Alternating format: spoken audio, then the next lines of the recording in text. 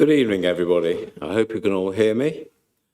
Welcome to the Cheltenham Borough Council's Planning Committee, being held on Thursday, the 23rd of April, 2026. My name is Councillor Garth Barnes, and I'm the chair of the committee. This meeting is being streamed live to Cheltenham Borough Council's YouTube channel, and the recording of the meeting will be held for 4 years. If there are any breaks in the transmission to the YouTube stream, the meeting will be adjourned for a short period until any issues are resolved. If you are here to make a representation to the meeting, you are consenting to the use of the sound and video recordings for broadcasting and training purposes. Please be aware that CCTV and audio recording is now in operation in the public gallery, and the recordings will be held by the Council for 5 months. Also, please note, a fire alarm test is not expected, so if the alarm does sound, you should immediately make your way to the nearest exit. I'll take apologies, which we have at item 1 from Councillors Tony Oliver and Suzanne Williams, and we don't have any substitutes at this stage, so we are 9 members tonight. Before I actually go into the agenda, can I just say a happy St. George's Day today. This is, and also Shakespeare's birthday, so those who celebrate that as well. And before I start, I'd like just to thank the whole of the committee, because as we are coming up to elections, members of the committee will be up for re-election, and who knows what's going to happen there. So I'd just like to take this opportunity to thank everybody for their very welcome commitment to this committee and the hard work that they have put in over the many years. We've had some very hard, difficult decisions to make, and some very good decisions we've made, I think. Indeed, with the cyber park and the Junction 10 area, we've had very significant applications before us, and we have 2 of them here tonight. So I thank you very much, all of you, for the way you have dealt with this in the past, and hopefully we will continue. In particular, I'd like to thank my Vice Chairman, Frank Allen, for his invaluable contributions to the Planning Committee over the time he's been Vice Chair. His contributions have been very incisive, and he is a very diligent councillor. He is leaving the council, so we won't see him back. And I'd just like to say my deepest thanks to you for all the work you've done and the support you've given to me as Vice Chairman. So good luck in your next venture. Right, item 2, declarations of interest. Any declarations of interest? Councillor Wheeler? Yes, with regards to the southern parcel of the West Cheltenham development, I have been on a working group for the neighbourhood plan in that area, which is centred very much around that development, has taken a big part. I don't believe that I am, in fact, I'm sure I'm not biased in any way. I've come to this meeting in an open-minded, and I don't believe that the group has shown any bias, albeit one member of that group has independently put in an objection. But myself, I have not, I've come here with an open mind as to how I feel it should go. Any other member? Any declarations? No? Any declarations of independent site visits then? No, none. Come on then to item 4, which is the minutes of the last meeting. Are you all happy that they are a true record and I can sign them as such? Yep. Thank you very much. Okay. Item 5, public questions. There were none, so we carry on. And we come to the first item, which is the land at West Cheltenham, northern parcel south of Old Gloucester Road. And I'll ask Chris Gom if he would introduce it for us, please. Thank you, Chair. So this is an outline application for a predominantly residential development on the western edge of the town. It forms the next piece of the wider Golden Valley development. All matters are reserved except the means of access, although in practice, members this evening are considering the principle of the development, plus its means of access onto Old Gloucester Road, and also the design code, which forms part of the application and is considered at this outline stage. Everything else is reserved for approval at a later date. So, as I'm saying, this is the application site edged in red. It's on the western edge, or the western urban edge of the town, adjoining properties in the various streets off of Pilgrove Way. This aerial photograph shows the application site and the context of the application site in a bit more detail. As I was saying, it's on the western edge of the town, immediately to the east of the application site. Just put my pointer on. Immediately to the east of the application site is the existing residential development of, the various cul-de-sacs off of Harry Yates Way, plus some houses, including some quite recent houses in Hope Orchard here. Also, further to the south, adjoining the application site are some properties in Dunbar Close and Leinster Close. To the west of the application site is what is currently farmland.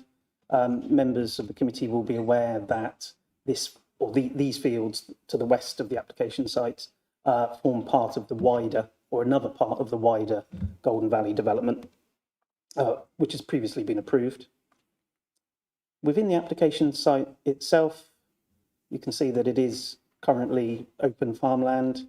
There is a cluster of agricultural buildings in the centre bottom of the site here, various agricultural buildings, modern portal frame structures, hay barns, and so on. There's also two dwellings within that cluster, the original farmhouse and what appears to be an agricultural workers' dwelling, or what was an agricultural workers' dwelling to the south.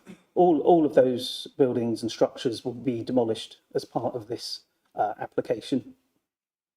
To the north of the site, just to finish off, giving some context, is obviously Old Gloucester Road itself. And then this photo is slightly out of date, but within this land parcel here is a recent Bromford housing development, recently completed, or a year or so ago, to the immediate north, which is now known as Old Mill Road. So as I was saying, this is an allocated site. The application site is edged in red at the top of the image there, and it forms part of the much wider, as I was saying, much larger Golden Valley allocation, which is set out in the Joint Core Strategy Policy A7. So just, I won't dwell on this plan, but yellow is residential, green is open space of various types, purple is employment, and obviously you can see the hatched colours there, which is a mix of both.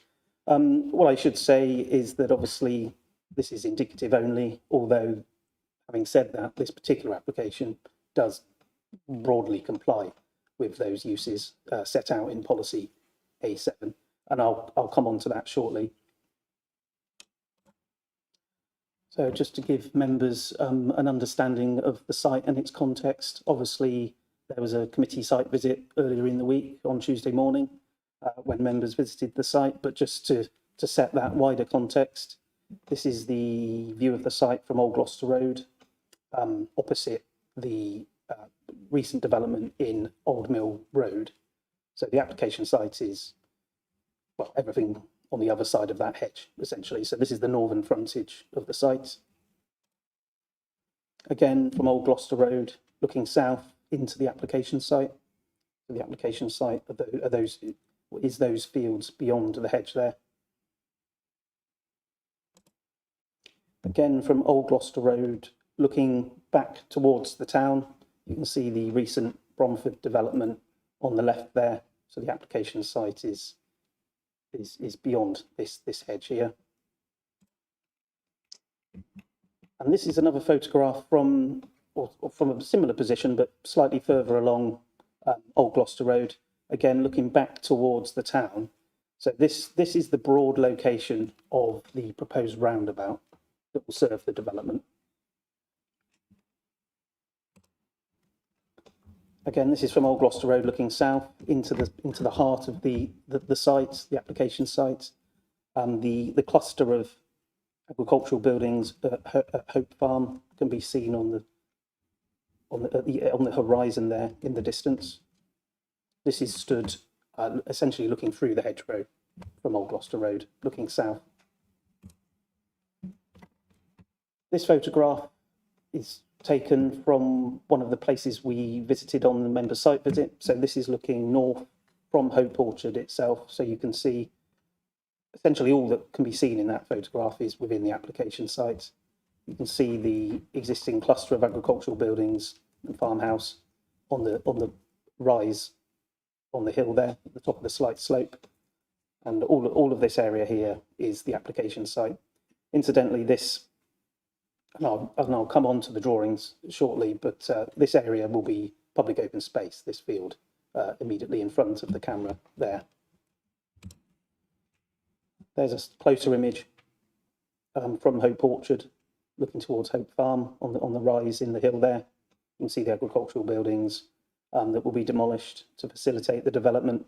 You can also see the sort of degraded orchard here, which will be retained and enhanced as part of the proposal. This is an important photograph because it shows the view from Hope Orchard, but it's particularly important because it shows what are the closest dwellings, the closest existing buildings or houses to the application site.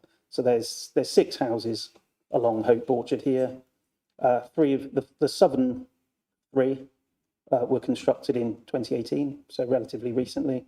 And then there's some older properties further to the north adjoining the application site here, which were built, I think, probably in the 70s or 80s. And then there we have another photo, just looking into the heart of the application site from Hope Orchard. This is the view along the track that we walked along on the member site visit. So this will continue to provide vehicular access to those existing properties, but it won't provide vehicular access to the development site. This will be a pedestrian and cycle link into the site from Springbank. Here are the 2 dwellings on the site in amongst the cluster of agricultural buildings. So these are obviously been vacated now and are boarded up. So that's Hope Farm and Hope Cottage.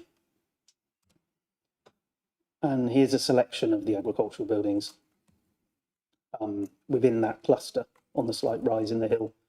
The vast majority of them are modern steel frame buildings, but there are some older brick stables and so on there as well.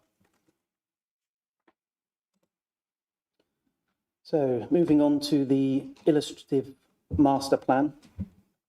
What I would say is this is an illustrative master plan, but members will note from the report that condition 1 does state that the development must be broadly in accordance with it. So whilst it's illustrative, in practice, the subsequent reserve matters applications will need to broadly comply with it in terms of the format of the development, the layout and so on. So just to run through it quickly, the colours are quite difficult to pick out really, but the red shows the proposed play areas, children's play areas and so on. Then we've got brown, which shows allotments and community productive gardens. Yellow is the school land, and I'll come on to that on one of the subsequent slides. And then obviously in green, we've got public open space, which includes strategic landscaping, suds, drainage basins, and so on. And of course, crucially, we have the new compact roundabout on the northern boundary of the site with Old Gloucester Road at the top of the drawing there. So this is the parameters plan. So obviously it shows less detail than the illustrative master plan, but this plan is fixed by, or will be fixed by this permission, should the committee grant permission. So members will note from condition 1 that the development does have to be in accordance with this plan. So the brown at the top is obviously the land that's required to provide the highways works, and in particular the roundabout. The orange area is the zone which is required for the residential development. And incidentally, that's for up to 443 dwellings within that orange zone there, plus 500 square metres footprint of non-residential Class E development. So relatively small scale employment uses as well. The hatched area here is the land, well, part of it is the land, and I'll come on to this in the next slide, but part of it is the land that will be transferred for use as a primary school, together with land beyond the red line of this particular application. Also, part of that hatched land is what's referred to as the school expansion land. So that's land that may be required if it's subsequently determined through a review, an education review, that in fact a 3-form entry rather than a 2-form entry primary school is required. And that will obviously all be dealt with in the Section 106 agreement. The dark green area at the bottom here is the playing pitches. So again, the playing pitches on the wider site, the wider Golden Valley development, straddle the red line of this application site. So that portion will need to be transferred for use as playing pitches.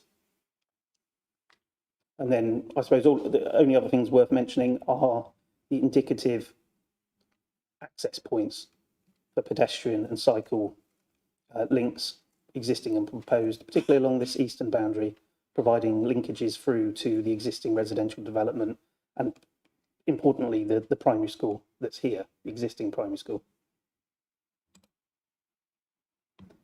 So this is the regulatory plan, which forms part of the design code. And this is, in my opinion, the most important plan in the submission. So condition 2, members will note from the report, does require the development to accord with this plan. This plan forms part of the design code. The design code is a substantial document, over 100 pages, which sets out all of the design criteria for the built form of the development. And part of that design code document includes this, or it does include this regulatory plan, which, as I say, condition 2 will, in effect, requires all of the subsequent reserved matters applications to comply with. So this is the key plan, really. So grey shows the residential development parcels. The slightly paler grey shows the network of estate roads. Also shown on this plan are key frontages, building frontages, with these heavy lines that you can see along some of the key routes through the estate. Again, the red denotes play areas and the brown denotes allotments and growing areas. Suds, again, are shown within the landscaped areas, strategic landscaping, and so on. Also worth mentioning at this point is that a large proportion, or the majority of this public open space here has a dual purpose as on-site SAN. So that's suitable alternative natural green space to mitigate the impact of the development on the Cotswold Beechwood SAC. There's also some off-site provision as well, but there is, as I say, it does have that dual purpose of on-site SAN as well as general public open space. Dark green is the sports pitches again. And again, I previously referred to the school expansion site. This is the school expansion land here that may or may not be transferred to the county council. depending on whether it's required as a result of their review. So for the purposes of the regulatory plan, there is a layout shown within that area. That may or may not occur. The most likely outcome is that the school expansion land won't be required. Here's a detail of the roundabout. So this is the new roundabout to Old Gloucester Road. It's mostly, in fact, to be constructed within what is currently the land parcel, within the farmland, within the field. And then the approach roads realigned accordingly. You can also see some of the proposed shared route, 3 metre wide shared route, which goes all the way back into town.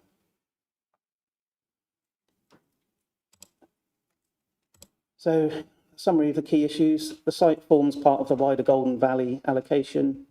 It's allocated for residential and commercial uses in the joint core strategy. So residential development here is acceptable in principle. Planning impacts of the development are acceptable or will be made acceptable through mitigation. And that includes the design code. The design code and the supporting information, such as the illustrative master plan, which I ran through, they do demonstrate that the site can and will accommodate a high quality, well-designed scheme. The impact on ecological interests will be acceptable, with measures to mitigate the impact on the Cotswold Beechwood SAC provided on and off site. And again, this is secured through the Section 106 agreement. There will be biodiversity net gain of at least 10% provided off site. And I think it's important to bear in mind that is despite it not being mandatory in this case, because the submission of this application predated when BNG became a statutory requirement. And that will largely be dealt with as a post-approval matter through conditions. There will be an acceptable impact on neighbouring residential amenity, and that is largely due to that substantial buffer, public open space between the majority of the existing properties and the new homes. And that, of course, there is the potential, and it's the case that when the reserve matters come in, the reserve matters applications, any further potential impacts on amenity can be assessed at that stage. There's a comprehensive package of sustainability and energy efficiency measures proposed. Again, the conditions that are recommended are such that the subsequent reserve matters applications will need to incorporate those.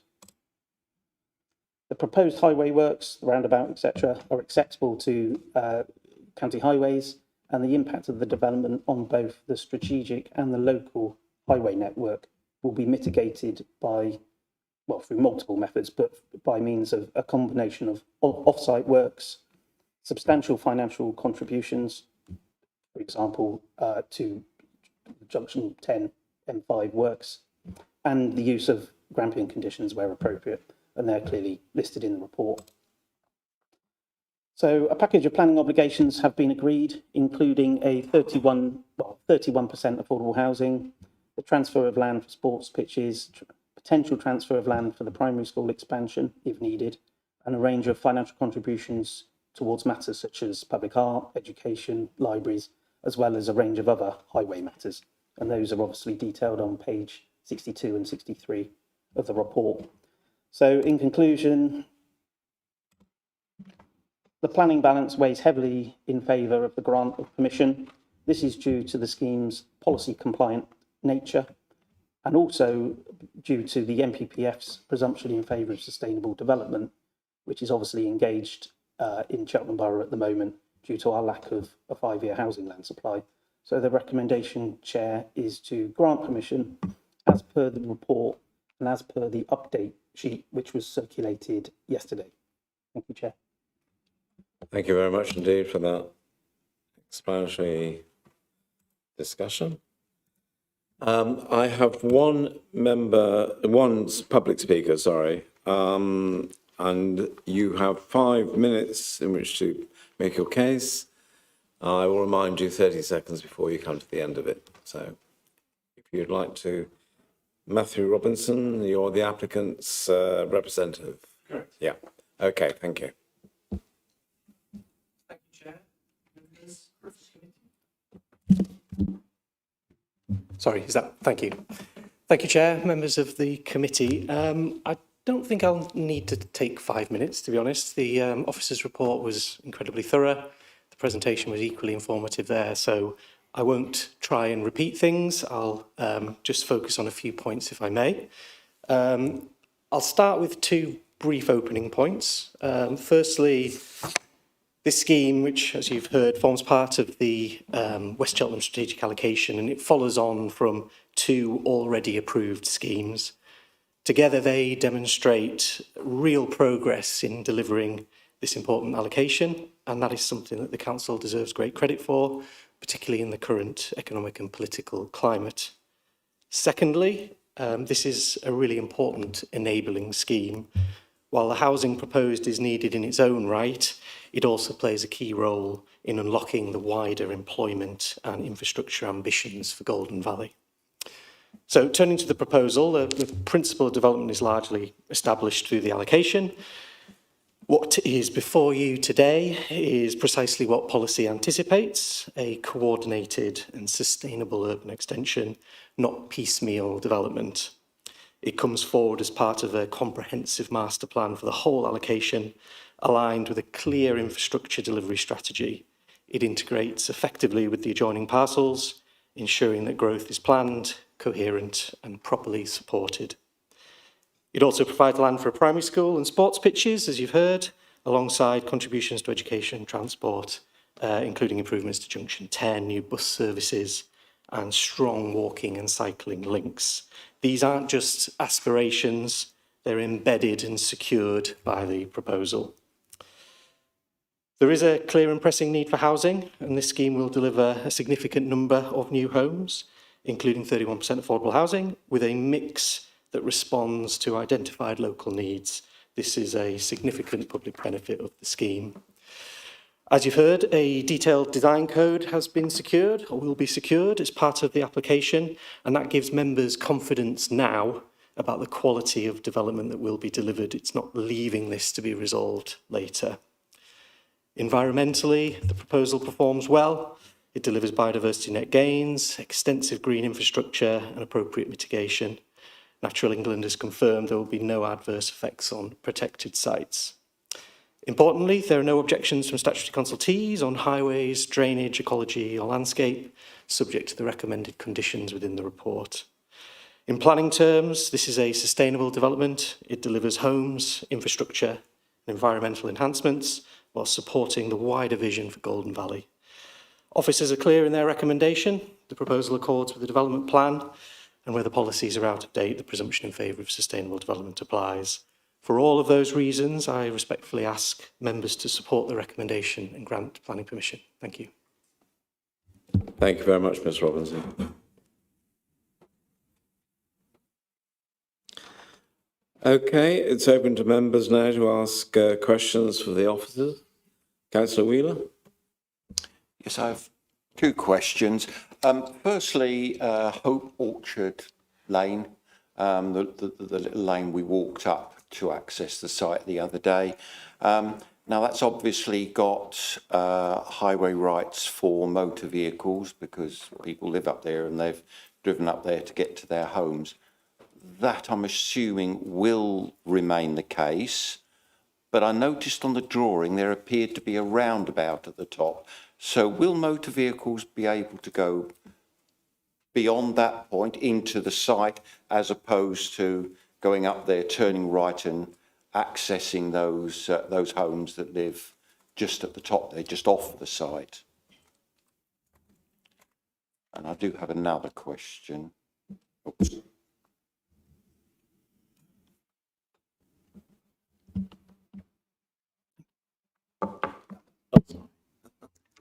Thank you, Chair. In terms of access along Hope Orchard, that in terms of this application and this application site, that will be for pedestrian only.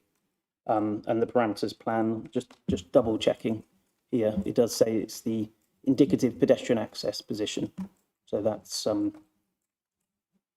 that's captured within the plan there. So that there's the existing properties in Hope Orchard will obviously still be able to be accessed by a car and so on, but there won't be access to the application site via Hope Orchard by car. So that road will can be used for motor vehicles up to those homes and then no further. Okay, that's fine.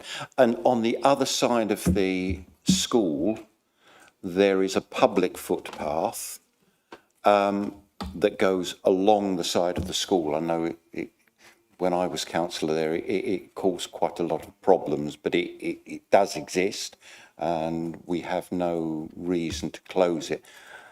It did, though not at the end there, it did travel across the site. I think there's about 3 public footpaths that go across the site from there and down to, I can't remember the name of the road at the end.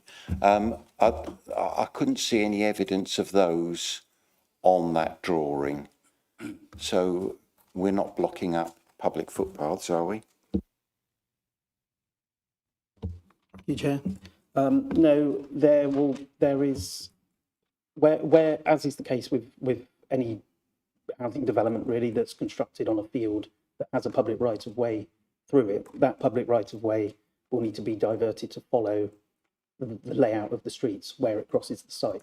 So there'll be no interruption of public rights of way across the site. And there is a footpath which runs along just beyond the eastern boundary of the application site within the existing residential development, and there will be additional linkages between what will be public open space and existing development.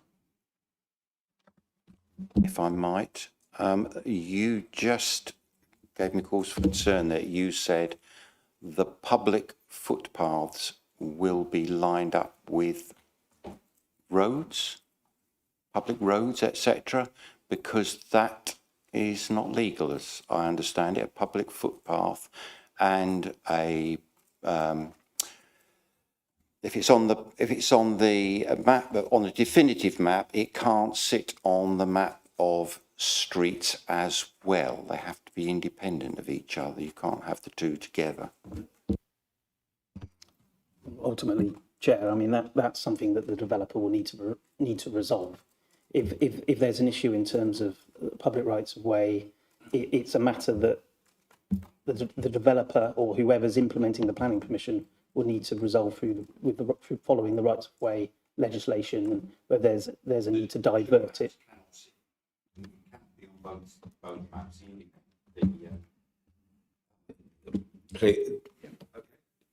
I'm going to bring in Cheryl, the legal officer, to amplify that.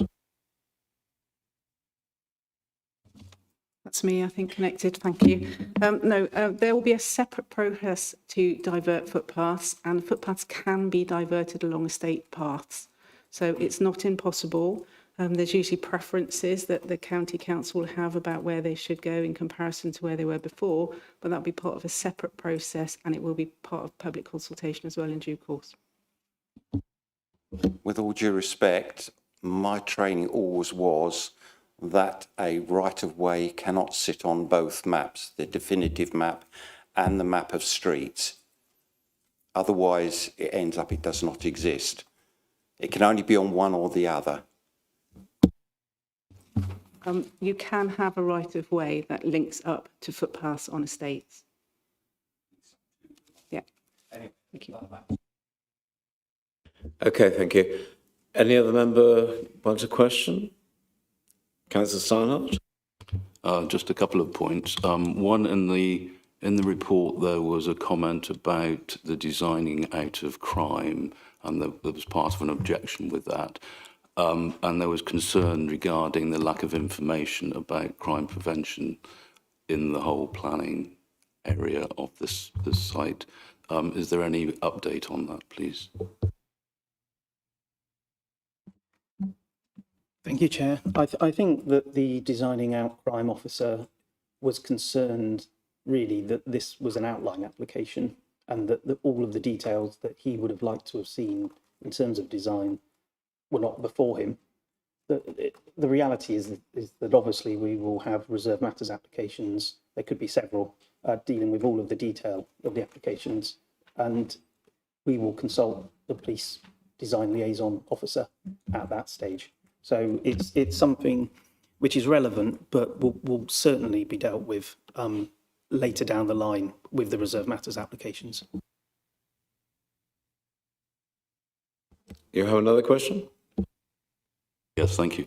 It's an ongoing issue, which is the odour issue from the Hayden sewage treatment works. And I gather that Severn Trent have been given the task of actually sorting that out and also validating it. So that sounds as though they're marking their own homework. Could I ask, is there some sort of oversight or overview about what might happen with that and a timeline? Thanks.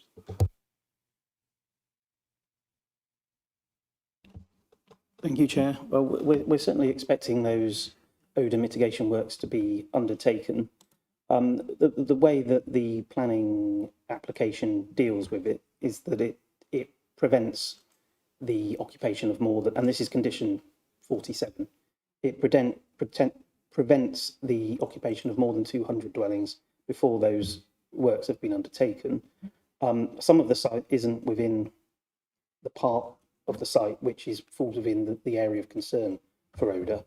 And then in terms of validating those works, there is a requirement in condition 48 for the details to be submitted to the council prior to occupation for our approval, in effect. Okay, thank you. And Councillor Andrews? Yeah, just wondering about the 31% affordable housing. Do we have any, unless I've missed it in the report, is there any anticipation of what the mix would be between social and affordable? Would it be the normal 70-30 that we get in most?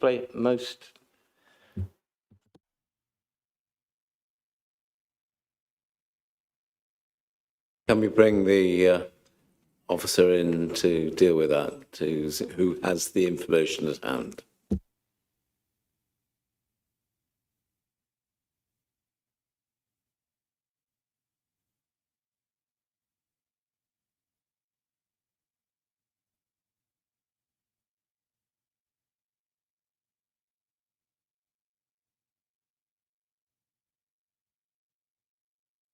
It's still not working. Done. There it is. Perfect. Thanks. So yeah, I believe your question was about the affordable housing mix and what that looked like. So we like to do quite detailed comments for the affordable housing mix. So in essence, we're looking at approximately, as you say, 70% rented mix, 30% affordable home ownership. So specifically, it's 68% rented, so 24% social rent, 4% social supported rented units, which are in essence accommodation for people with low level mental health needs to help them move on into independence. 39%, so 54 units of affordable rent, 32%, 44 units of shared ownership. So again, in total, we've got 68% rented and 32% shared ownership, which went through a bit of an iterative process between the applicants and ourselves to find a mix that was obviously viable, as well as one that addressed housing need. Thanks. Thank you. Any other questions before we go into debate? No. In that case, members debate.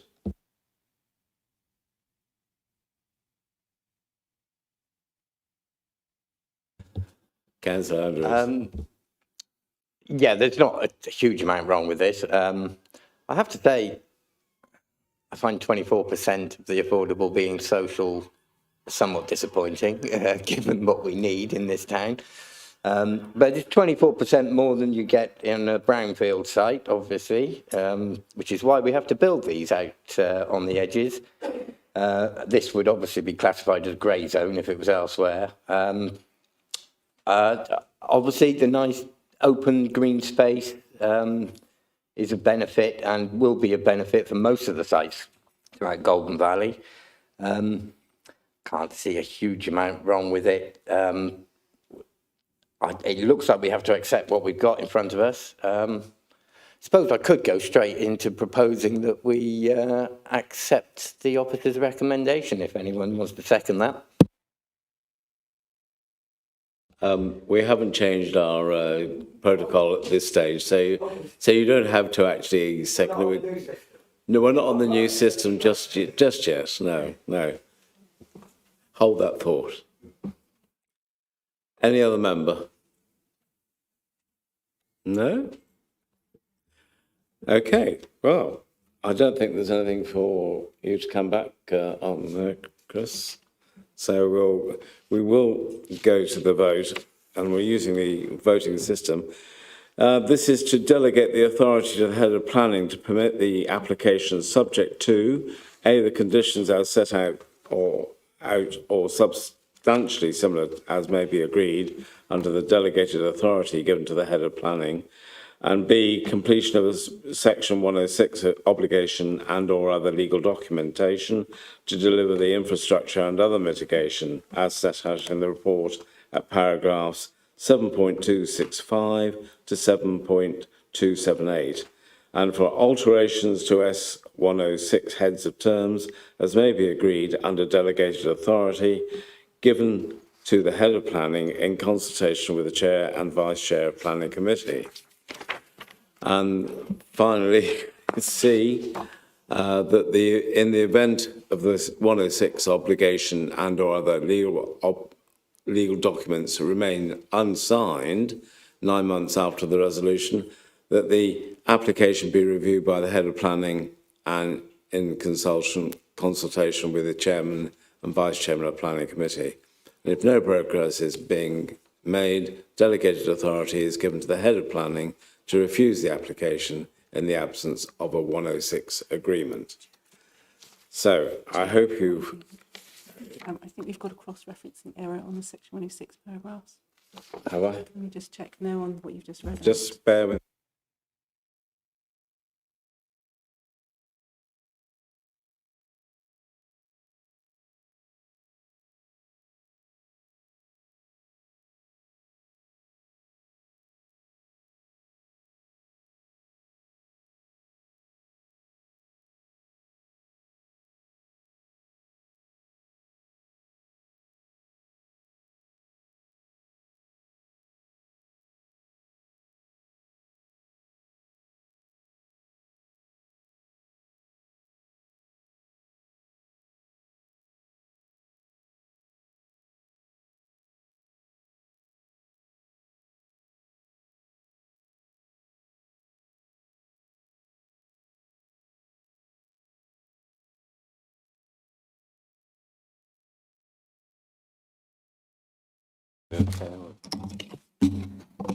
Apologies, Chair. Just on the recital, the part you read out about the Section 106 obligations, there's a cross-referencing error in the recommendation you've just read out. The paragraph numbers are different, but if we could just say, as per the planning obligations section within the officer report, that's probably the quickest way to deal with it. Take that on board. Okay, well, if you would then use your system to vote for, against or abstain.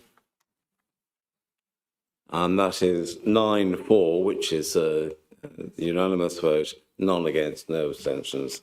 So that is approved. Thank you very much indeed.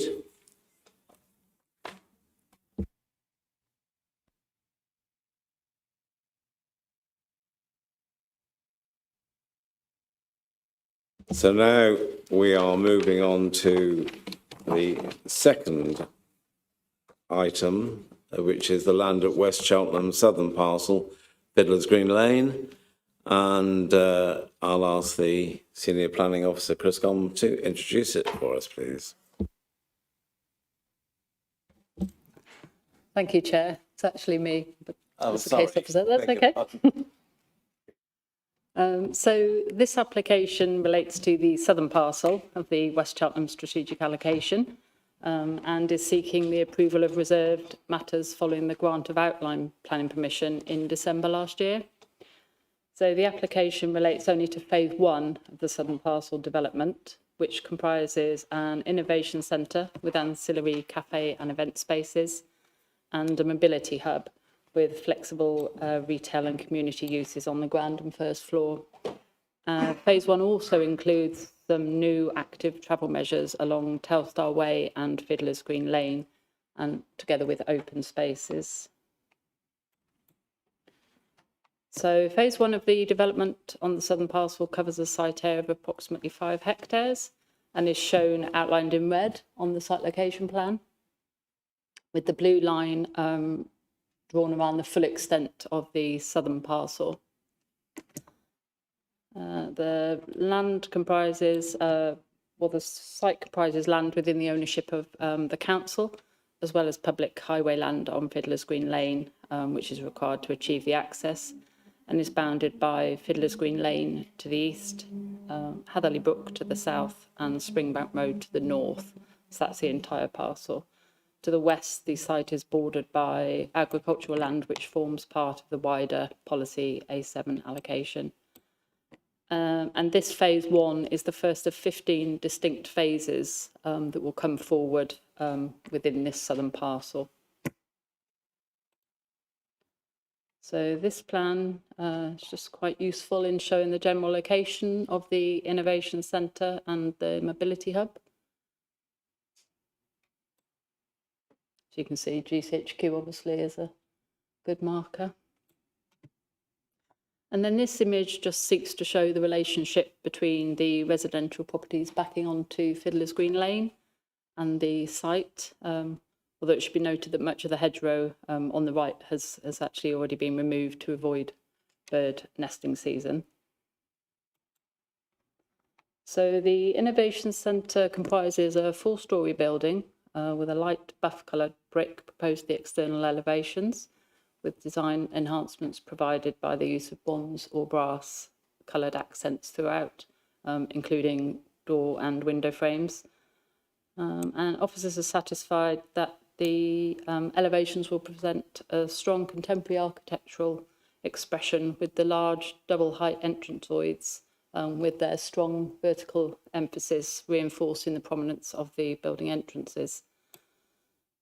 So to the east, towards Fiddler's Green Lane, you can see that the building lowers in height with a sloping green roof system. And then we've got the north and east elevations. So the building's been designed as a continuous form, snaked around 3 veteran trees, with the building's footprint wrapping around to create a landscaped courtyard area, which will be a key public open space with clear, easy to navigate routes into and across the courtyard to the building's entrances. Provide approximately 15,000 square metres of office floor space with an ancillary cafe area, meeting rooms, and ancillary and utility floor space. So on the floor plans, as I just go through them, the office floor space is shown in orange, with the circulation space shown in yellow, commercial floor space and common areas in green, and plant shown in grey.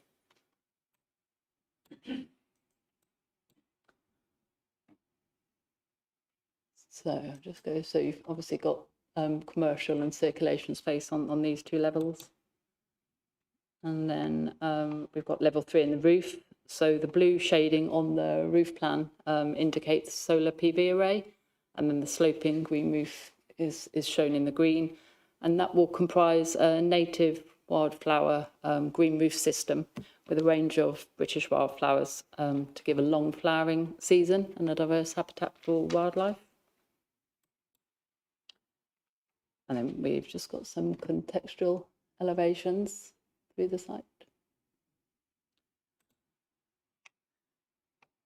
And then just some illustrative views to sort of give a good impression of what the building would be like on the ground. And then moving on, we've got the Mobility Hub, which is a 5-storey building located at the principal entrance to the site. And this will act as an interchange between the various modes of transport and provide the parking and cycling facilities for the Innovation Centre and future phases of the development. So this building's been revised during the course of the application to respond to comments from the tree officer and the designing out crime officer, and incorporates other design refinements. The changes also internalise the vehicular ramp and rationalises the layout, and also facilitates a system build construction methodology which will shorten the construction timeframe and therefore minimise construction-related disturbance to neighbouring residents. The omission of the external ramp is also welcomed, as it should help mitigate any potential noise and light spill to the nearby residential properties. Externally, as with the Innovation Centre, the Mobility Hub will be faced in buff-coloured bricks together with bronze aluminium panels in accordance with the design code that was approved at outline stage. So the ground and upper floor commercial areas, as you can see, are glazed with curtain walling, with the upper floor levels clad in perforated aluminium panels, which will create a sawtooth style facade. And the provision of commercial space at ground floor is welcomed, as it will ensure an active frontage and provide visual interaction and connectivity to the public square. The elevation to Fiddler's Green Fiddler's Green Lane is almost entirely clad in the aluminium panels, but which will be angled to provide visual interest. And then this plan shows the footprint of the mobility hub and the nearby residential properties, or the nearest nearby residential properties. At its closest point, it will be some 16 metres from the rear boundaries of those properties, and some 33 metres from the rear of the properties themselves. And in time, generous planting on that boundary will provide natural partial screening of the building. So it provides for cycle storage for 140 cycles with associated changing facilities, including showers and lockers, parking for 453 cars, and 4 commercial and community use units.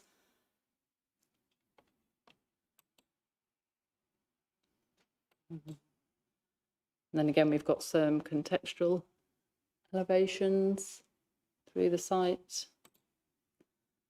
And then this section drawing is just helpful to understand the relative floor levels, with the car park shown on the left and then the commercial and circulation space on the right. And then finally some illustrative views of the mobility hub, with the image on the top left and on the right, the views that you would see along Fiddler's Green Lane.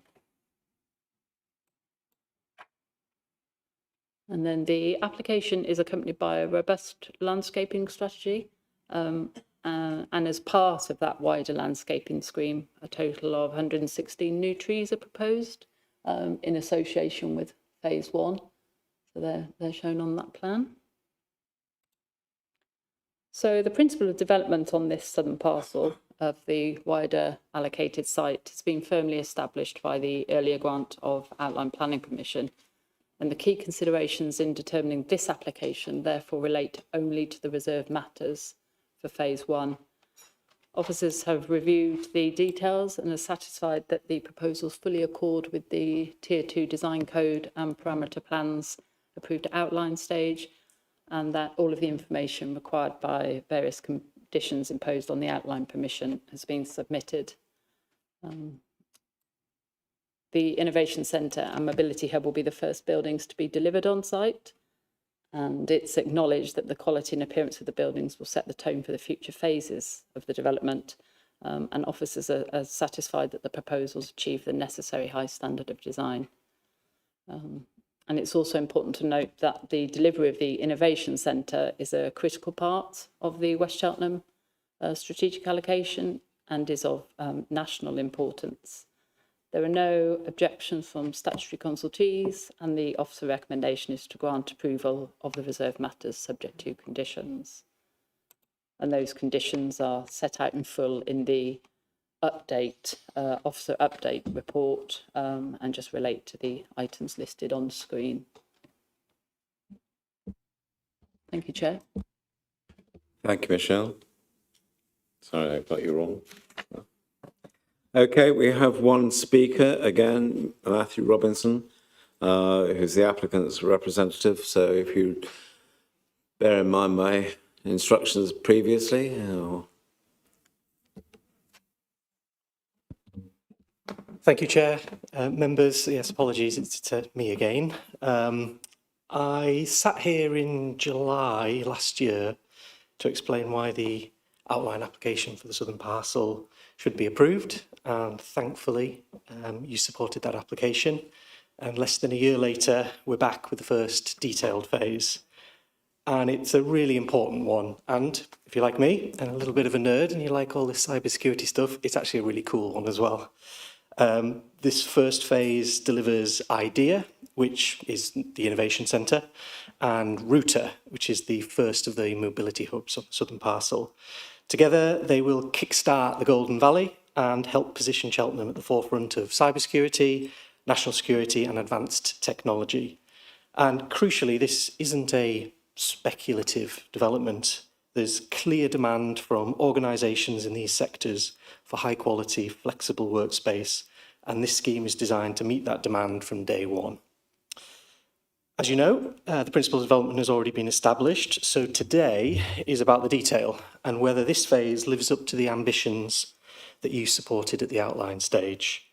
In our view, and your office's view, it does. This is a high quality scheme that follows the approved design code, respects the parameter plans, and sets a strong benchmark for future phases. IDEA is more than just an office building. It's designed as a focal point for collaboration, investment and innovation. And that investment will create jobs, both on-site and across the wider supply chain, including high-value roles that will strengthen Cheltenham's place in the UK national security and technology economy. And this is about long-term opportunities too, supporting skills development, partnerships with education providers, and creating opportunities for local people. Router also plays an important role by enabling sustainable travel, reducing reliance on cars, and helping to unlock future phases. The scheme also responds well to its setting, with strong landscaping, retention of key trees, meaningful public green space, and a commitment to 10% biodiversity net gain. Sustainability is also embedded throughout, with efficient buildings, renewable energy technologies, and a clear ambition towards net zero. There are no objections from statutory consultees, and no unacceptable impacts on neighbouring residents have been identified. Importantly, the site will also become publicly accessible for the first time. Taken as a whole, this is more than just a first phase. It delivers jobs, skills, investment, and long-term economic resilience. It's high quality, it's policy compliant, and officers have recommended approval. Members, I ask that you support it too. Thank you. Thank you, Ms Robinson. Okay, before we go into debate, let's have members' questions. Any member? Councillor Wheeler? Yes, only one really this time. I'm not a great fan of artists' impressions. I mean, I looked at the picture you had of Fiddler's Green Lane, and I can assure you it doesn't look anything like that today. But hey-ho, that's neither here nor there. What I'm really concerned about is in the images we see pictures of people wandering around streets and gardens and everything. How much access in that area will there be for general members of the public? I think what I'm saying is it's great to have that there, but what's in it for me as a resident of that area? Thank you, Chair. So the open spaces will be publicly accessible. So all of those sites will be accessible by the public, not just users of the buildings.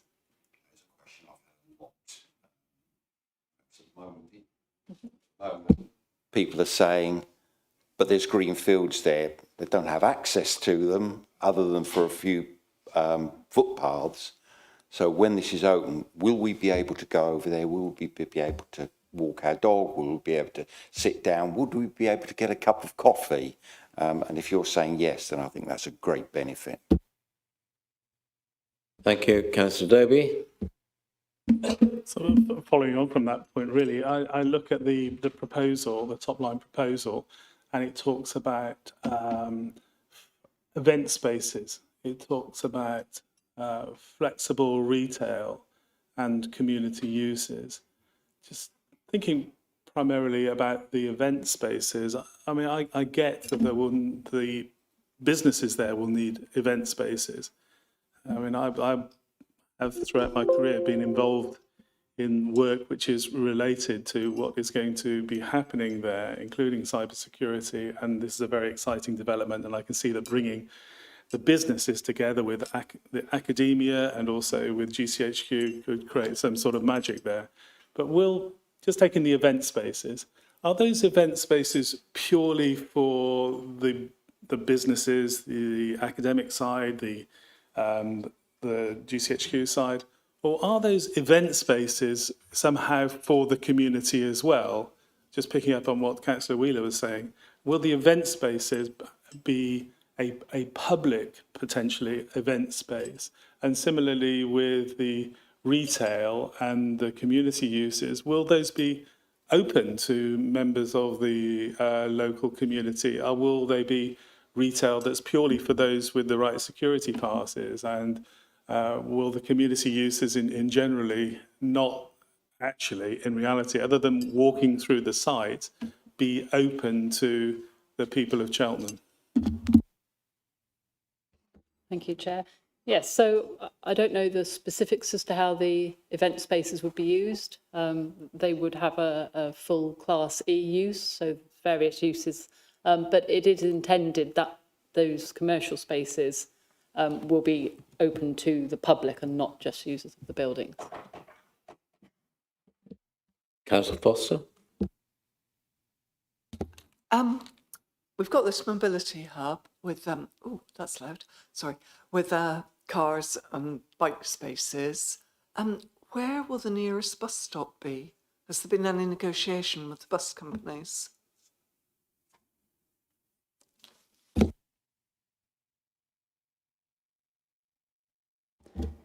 Yes, so there were discussions with the bus services at outline stage. So access and the transport routes were agreed at outline stage. So that's not proposed as part of this application, but there are bus gates and a bus stop proposed on Fiddler's Green Lane.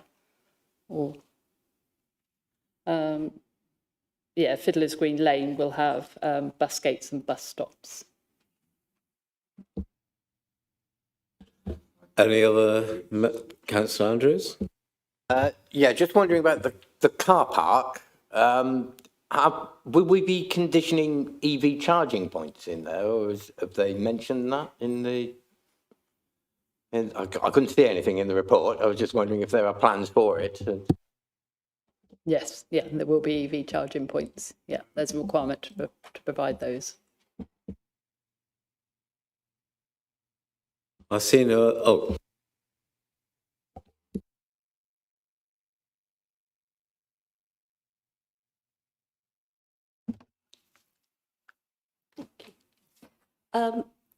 I'm sorry to repeat this, but I just want to be clear. I asked on the site visit, there will be bicycle sheds at the mobility point. I'm sorry about this. I've looked, there's so much to read through. And there is also a mention by the developer of if the road should be private, which I understand given the use of the new building. But I just want to be clear, A, that there are bike racks at the mobility hub. I'm sure there are. But for the sake of people who are going to ask, that if the road should be private, if there should be a request that there's some security, and I understand that there might be, there's frankly nothing more depressing than empty retail units. So I'd like to just say, I'd just put it on record that if there should be some security measures that we cannot foresee at the moment, do you think that some of those retail units might be excessive in number, given the number of people who will be using them? And the third thing, please, we looked at the 3 trees which the tree officers have asked to be kept, and that's influenced the new design. One of them didn't look very happy. I'm very pleased that the developer wants to plant larger trees. I hope if that unhappy looking tree is ill, that we could ask that it is that one tree, because it's central, is replaced by a large tree. Thank you. I'm sorry about this, Michelle. I was hoping to find the answers in the paper.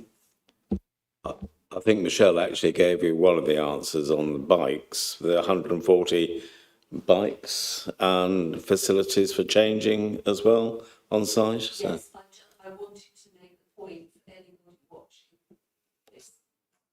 Thank you. Michelle. Yes, so, and the cycle storage is within the building, so it's not separate. I'm not entirely sure what the query is about the private road. Are you concerned about barriers or potential barriers? No, I'm actually thinking forward, because we have a couple of developments in town where retail units were built in and they never get taken up. And it's rather depressing. I'm just making the point now that could we consider if for security reasons in future, which I would completely understand, there is a kind of halo put round the working area for security reasons, then the retail units might be turned back into office space, not just left empty for years, which has happened. I'm thinking of Albion Street, actually. Thank you. Yes, so we can't control that, but an application, if they wanted to, change the use of those units, could come forward for consideration. But it's not something we would sort of try to control by condition. Oh, and the tree, so I did query that with the senior trees officer. He did say that it's not looking as healthy as it was, but he's not concerned at this stage that the tree is unhealthy. So he's still, satisfied with his comments.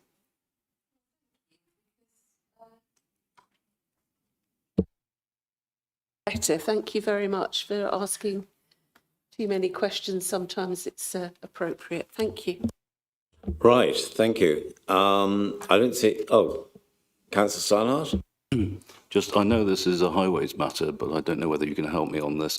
You mentioned bus gates, which means that the present residents are unable to go up Fiddler's Green Lane, but would have to be funneled onto the Isle Court roundabout, which is a phenomenally busy roundabout anyway, so it would increase the output to that roundabout. So I wonder whether you know about the rationale for the bus gates. Thanks.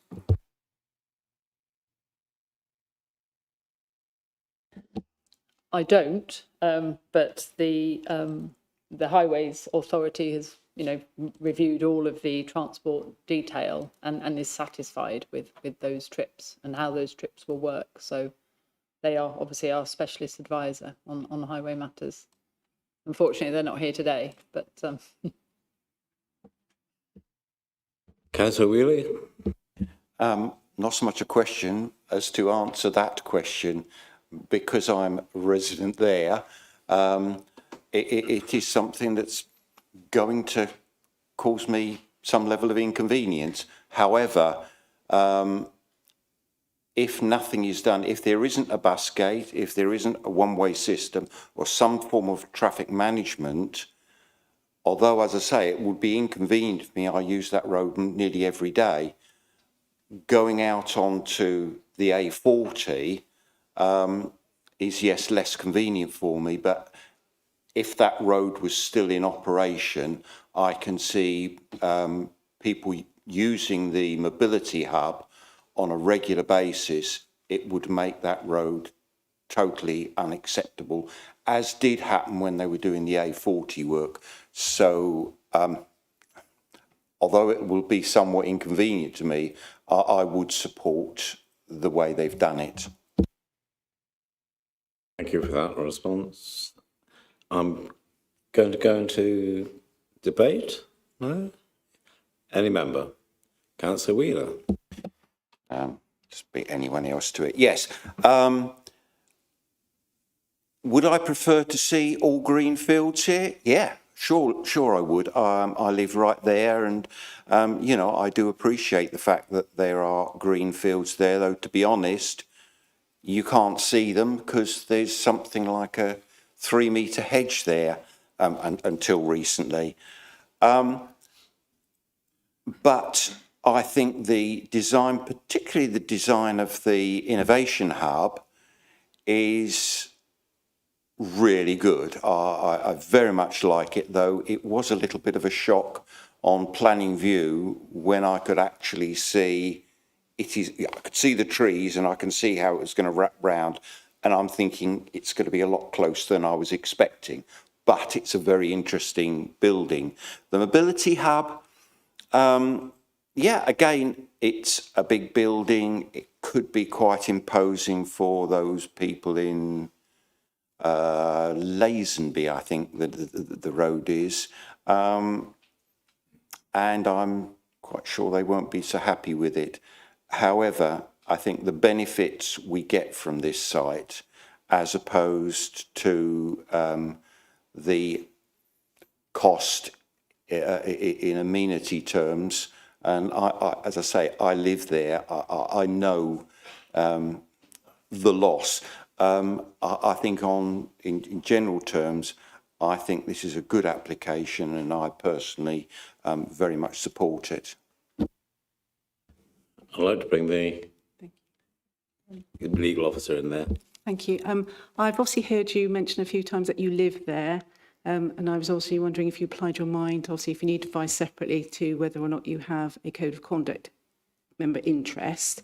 However, what I would say, and I think I can say this openly, is that that's only the case if you think you've got something that's regarded as affecting you greater an extent would affect the majority of other council taxpayers, ratepayers of the ward affected by the decision. And I'm suspecting that might be the area that you might be thinking you can still take part, but obviously that is for you, Councillor Wheeler. Sorry, I didn't quite. I live, yes, it's within my area. It's probably less than a 5 minutes walk from my home. I can't actually see it. It is a road, like many people, I use on a regular basis. But, you know, I've got to live somewhere. I don't feel that my bias, that I have any bias in that area, but I would take your guidance.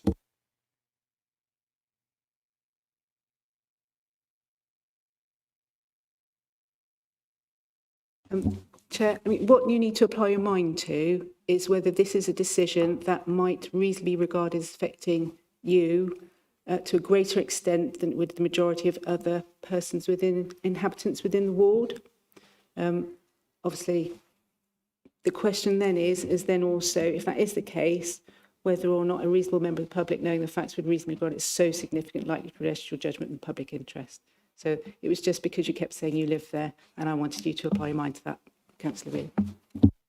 Right, my comment to that was that I don't think I live close enough on that little bit of the estate. I don't live on Niven Courtyard. Councillor Wheeler, I think the points have been made. Yes. I think you have to make a decision now whether or not you... Right, I feel that I'm no greater influence, greater impact. That's your decision to Yes. make, and Yes, but I want to make sure that people are clear.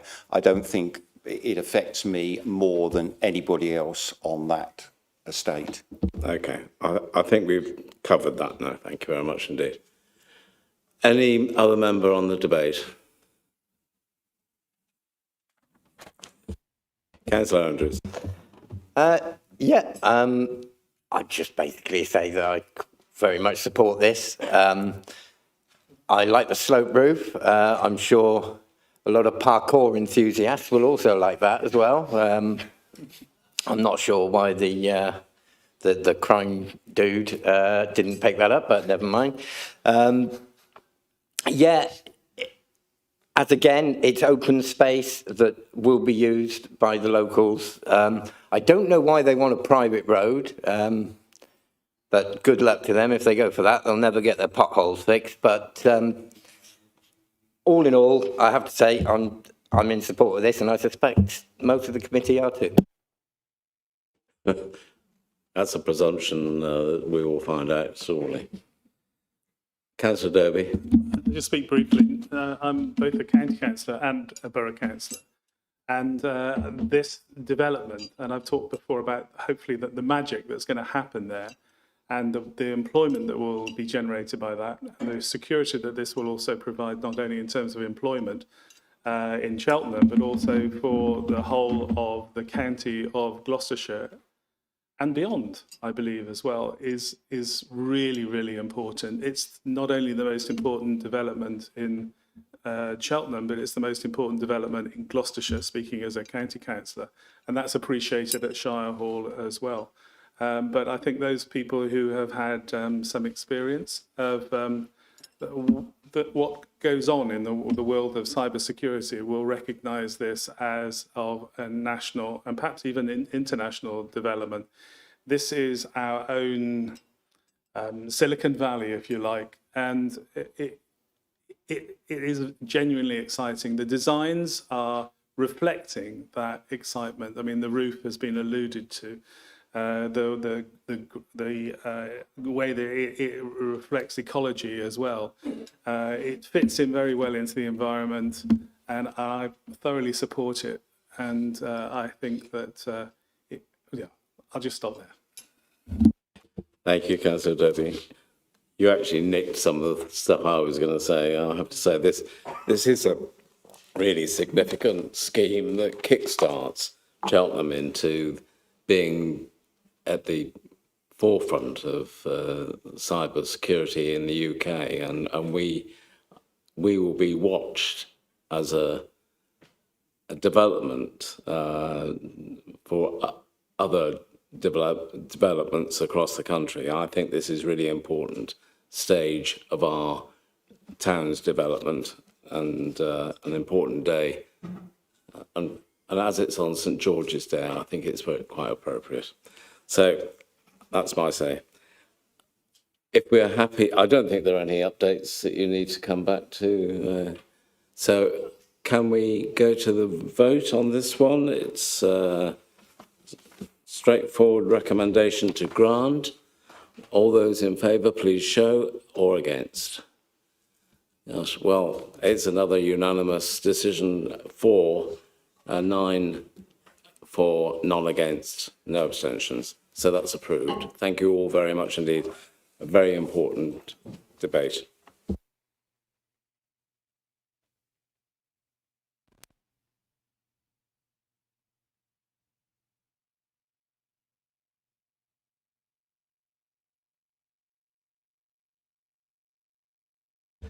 So now we're going to be moving on to item 9, which is the Broadlands Lodge and the park.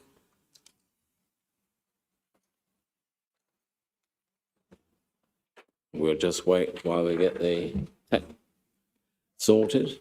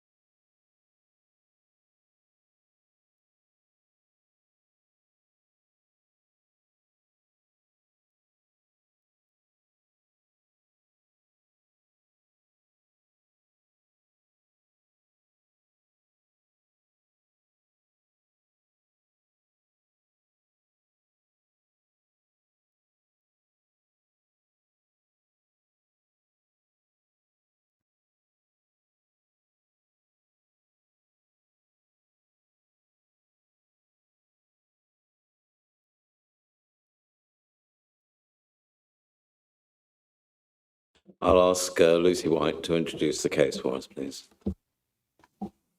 Thank you, Chair.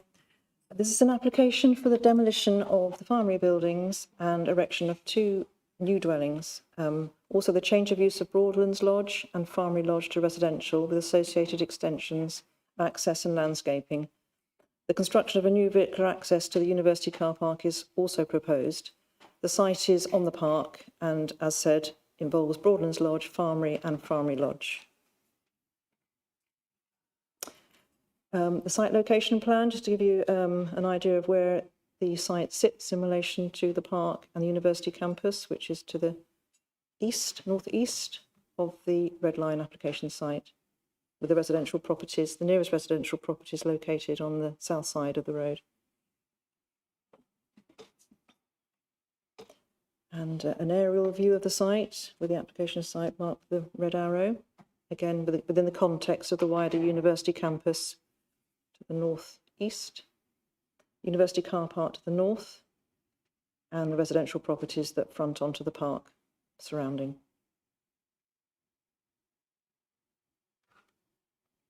Some site photographs of the site as existing. On the left is the Farmery with the white building set back from the road, and on the right is Farmery Lodge, the red brick building. These buildings were last used by the university for staff accommodation and storage of machinery. And the photograph on the left is Broadlands Lodge, and the photograph on the right is the open space that separates Broadlands Lodge and Farmery Lodge, with a number of trees, some of which are TPO'd.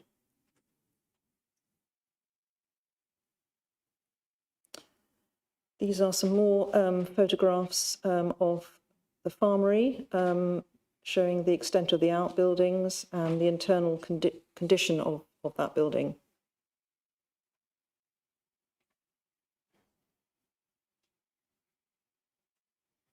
And an aerial view of the farmery and its various extensions and outbuildings. The building has been heavily altered over many years. As you can see, and the original form of the building is more difficult to read.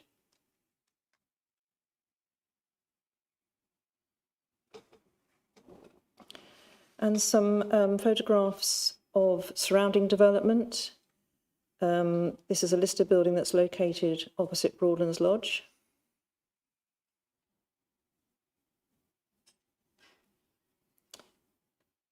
And again, opposite the open space area, a listed building on the right and a more modern building on the left.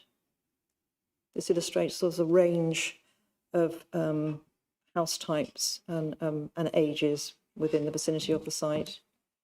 And these are the modern flats located opposite Farmery Lodge and the site entrance.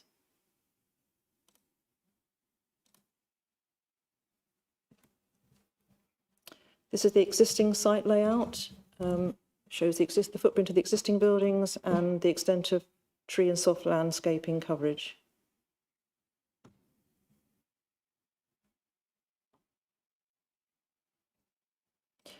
This was the original site layout, just to give you some context as where officers have got to in terms of negotiation. This shows 2 larger new dwellings, larger in footprint, and the access road crossing a section of the open space and therefore impacting on route protection areas.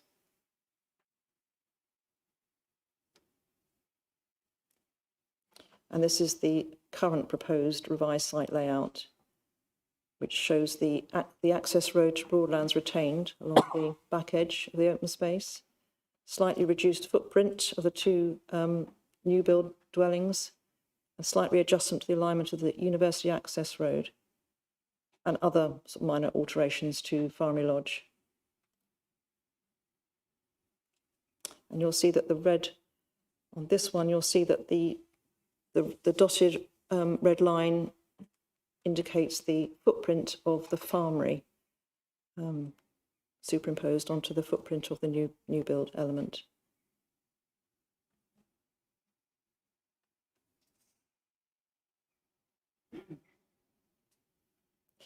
And this is the proposed landscaping scheme. the brown and green blobs, as it were, trees are the new trees to be planted, and the majority of trees on the site will be retained. There's also some new hedge planting as well in the dark green strips, beech hedging, along the perimeters of the site and separating the open space from Broadlands Lodge.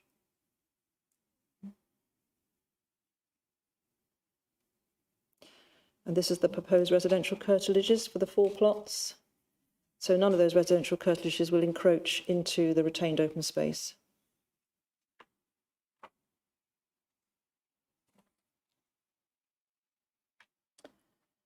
These are the elevation drawings and floor plans for Broadlands Lodge. Very minimal external alterations required, just internal layout changes to accommodate a 3-bedroom dwelling.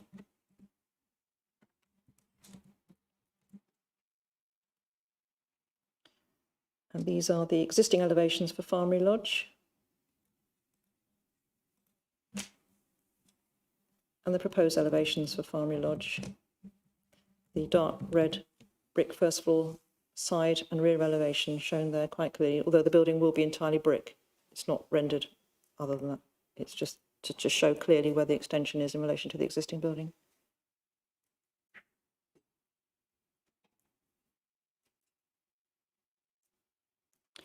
This was the scheme for the contemporary new build dwellings as first submitted. These are now superseded, showing a 3-storey property and a slightly larger footprint.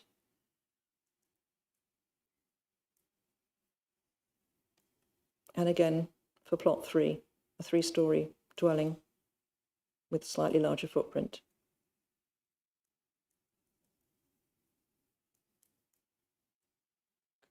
And this was the proposed illustrative street scene for that superseded scheme, with a different materials mix of render cladding and aluminium cladding as well.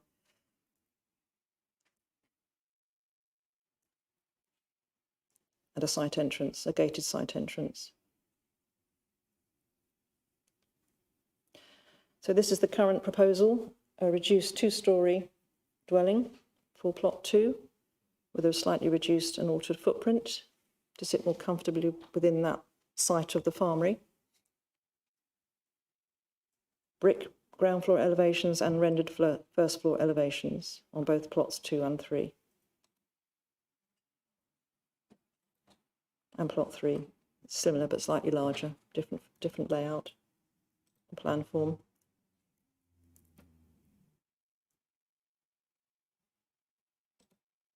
And plot 3 has a detached flat roof garage.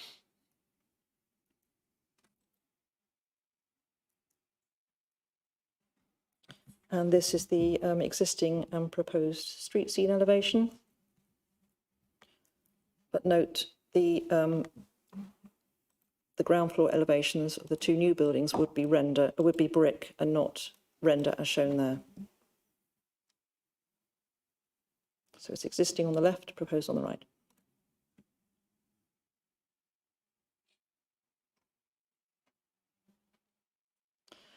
So the key planning matters are the principle of development, having regard to policy SD10 of the JCS, PPF paragraph 11D, and demolition of the farmery. The design and scale and layout of the proposals, with particular attention to architectural design and the materials palette, and the impact on amenities of neighbouring land users. Conservation and heritage, the impact on the character and appearance of the conservation area and setting of nearby listed buildings, access, traffic and highway safety, landscaping and tree and hedgerow retention, ecology and BNG matters, having assessed the ecological survey considerations, loss of habitat, fauna, flora and biodiversity net gain, and drainage and flood risk. Just turning to some of those matters. Firstly, the redevelopment of the site for residential purposes is acceptable in principle. The site lies within the principal urban area, constitutes previously developed land and accords with policy SD10 of the JCS. Officers raised no concerns with the conversion of the 2 retained buildings from office use to residential, which would return them to their original function. The proposed extensions and alterations to Farmery Lodge are modest in size, subservient in scale, and reflect the character of the existing building. And only limited external works are required to convert Broadlands, which would retain its rear axis without compromising the landscape boundary fronting the park. As members will have seen in this presentation, the scheme has been significantly revised since it was first submitted. And these revisions include a reduction in the height and massing of the two proposed new build dwellings from 3 stories to 2, adjustments to their footprints, and changes to external materials. Brick at ground floor level to match those of Farmery Lodge, with render at first floor is now proposed. And officers consider this to respond appropriately to the character of the site and surrounding area. The open space and trees separating Farmery Lodge and Broadlands would be retained, along with the views from the park across the site towards the university campus beyond. This area would remain outside any residential curtilage, and a planning condition is proposed to prevent the introduction of buildings, structures, play equipment, or other domestic features to this open space. The Conservation Officer has carefully assessed the impact of the proposals on the park character area of the conservation area, noting its defining characteristics and the importance of the teardrop layout of the university campus and its contribution to the character and significance of the conservation area. The Conservation Officer has no objection to the demolition of the farmery and its various outbuilding structures, provided any replacement buildings are appropriate in their layout, design, scale, massing and materials, and do not result in harm to the conservation area or setting of nearby listed buildings. With that in mind, significant concerns were raised in relation to the size, scale and massing of the proposed 3-storey dwellings initially proposed, and other aspects of the layout, including site entrance gates and pillars, and the proposed driveway to Broadlands crossing the open space and tree root protection zones. However, following the significant amendments made to the scheme, as you've seen, the Conservation Officer is satisfied that the revised scheme would not result in harm to designated heritage assets. The development is therefore considered to preserve the significance of the conservation area. In terms of biodiversity enhancement, although some trees and hedgerow would need to be removed to facilitate the proposed access to the university car park and other works, most boundary planting and all viable trees within central open space will be retained. Additional landscaping, hedging and tree replacement are proposed, and a 10% biodiversity net gain is achieved, with only a small off-site purchase of units required. The Council's ecologist supports the scheme and recommends appropriate ecological enhancements and protection measures that can be secured by planning conditions. There are no significant residential amenity concerns, and the Highway Authority raises no objection to the revised proposals. The development will also be gas-free, with all dwellings served by an air source heat pump. In conclusion, whilst the proposals do not conflict with the housing policies of the development plan, members will be aware that these policies are now considered out of date.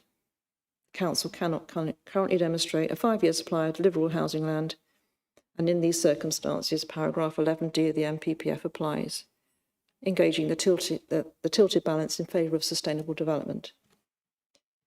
Officers have carefully assessed the proposals, including their impact on designated heritage assets, and there are no strong reasons for refusal. And no adverse impacts have been identified that would significantly and demonstrably outweigh the benefits of the development. The provision of 4 additional dwellings therefore carries weight in the overall planning balance.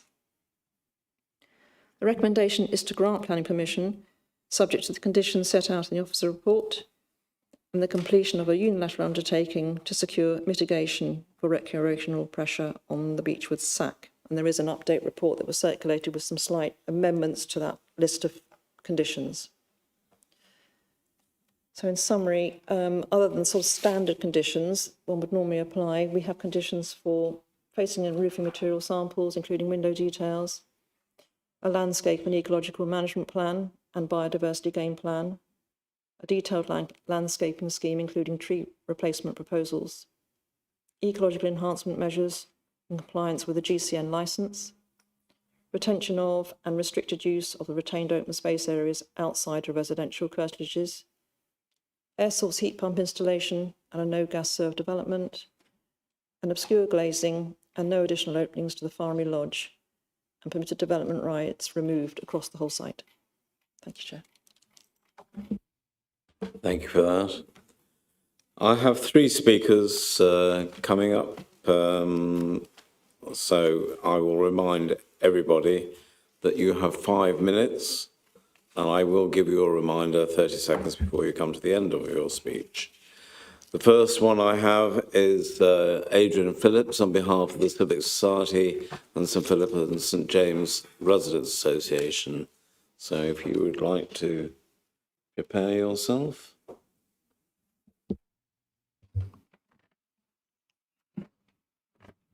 Thank you, Chair. My name is indeed Adrian Phillips, and I'm speaking on behalf of both the Cheltenham Civic Society and the local Residents Association, Espagara.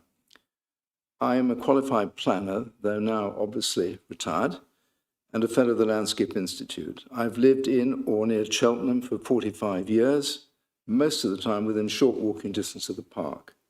I walk in it at least once a week, and like many residents, I'm grateful for the generous way in which the university has made this beautiful place available for all to enjoy. Your officers have indeed worked hard with the developers to secure significant improvements in the plans for the development of this site since they were first published. So we hesitated to maintain our initial objections, especially as we welcome the proposed conversion of Broadlands Lodge and Farmery Lodge. But issues, we think, of critical importance remain, and the plans still do not meet the legal duty towards the conservation area, as I shall explain. We have three main concerns that should encourage you to reject these plans: failure to protect and enhance the conservation area, loss of public access, and the precedent that approval of this scheme could set. Any new buildings here should respect the specific guidance in the Council's Park Character Area Appraisal. They should also show how they protect and enhance the conservation area as required by law in Section 72 of the 1990 Planning Act.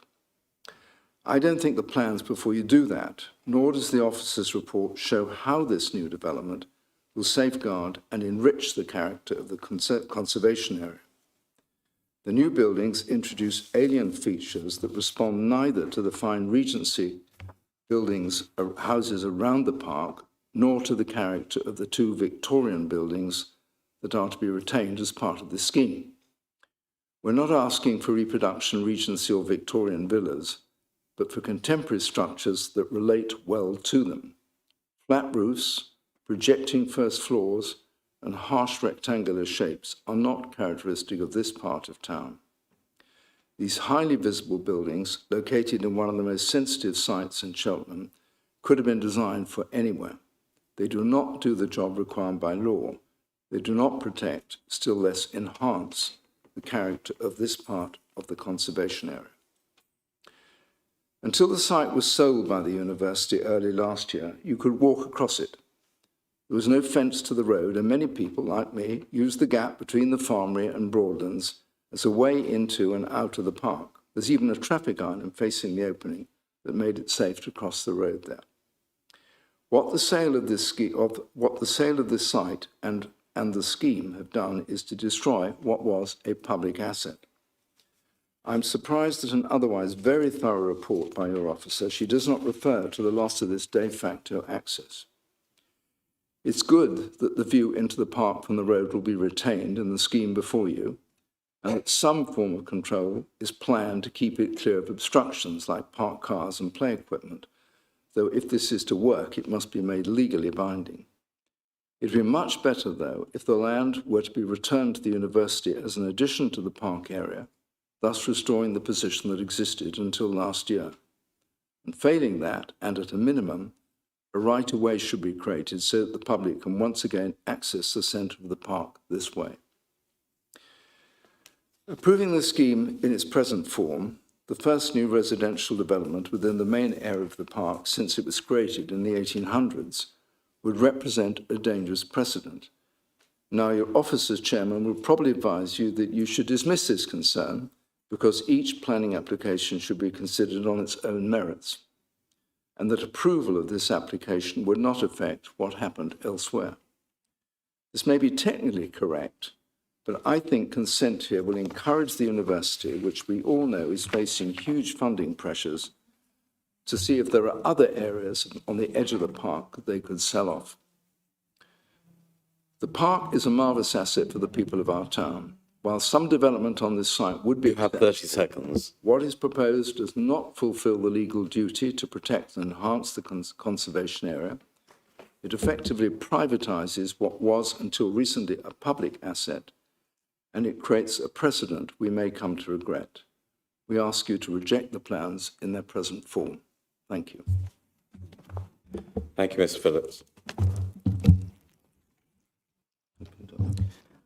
Can I now ask Simon Perkins, please, to come forward as the applicant's representative?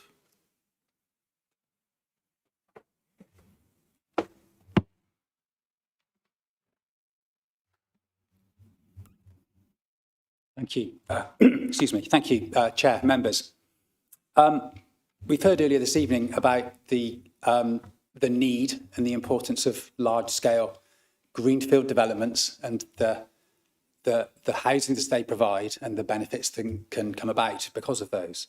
At the same time, planning policy still emphasises and places priority on the redevelopment of and reuse of brownfield sites within urban areas. And so within that context, we had positive pre-application advice in respect of these proposals, which confirm the site's suitability for redevelopment and the principle of contemporary design. And these will stand for the 21st century and not compete with historic neighbours. Their pre-app advice particularly welcomed the removal of hazardous asbestos and the delivery of high-quality sustainable homes. In its current form, and as you've heard, following extensive work in revising the scheme with the council, the proposal is supported by planning and heritage officers and all other statutory and technical consultees. So alongside energy efficient new build homes, the sympathetic renovation of 2 other run-down buildings used as offices, I think, for 20 years will return them to family homes. Strong ecological benefits are delivered, including 13 new trees, that's about a 20% increase, and over 100 metres of new hedge. A contribution to off-site ecology will overall provide a robust net gain above policy requirements. And the generous open space, as you've heard, is retained to preserve views across the park. We appreciate that opinion on design varies. With reference to the comments you've just heard, we're comfortable, and you may hear from officers, that your duties under the relevant Act have been carefully considered and respected. The proposal significantly, in our opinion, enhances visual amenity compared with the current dilapidated buildings and improves energy efficiency. The submitted materials, we believe, demonstrates this. The application fully complies with local and national policy, and the Council's professional officers support what is proposed. In summary, this development will deliver safe asbestos removal, site regeneration, additional well-designed and energy-efficient family homes as an important contribution to overall supply, enhanced landscaping, ecology gains, protected views of the park, and a new, safer access to the university. Based on these many positives and the clear advice that you've had from your officers, we respectfully ask you, the committee, to approve this application on its planning merits. Thank you. Thank you very much. And finally, we have Councillor Dilys Barrell, who is the ward member. Would you like to come forward?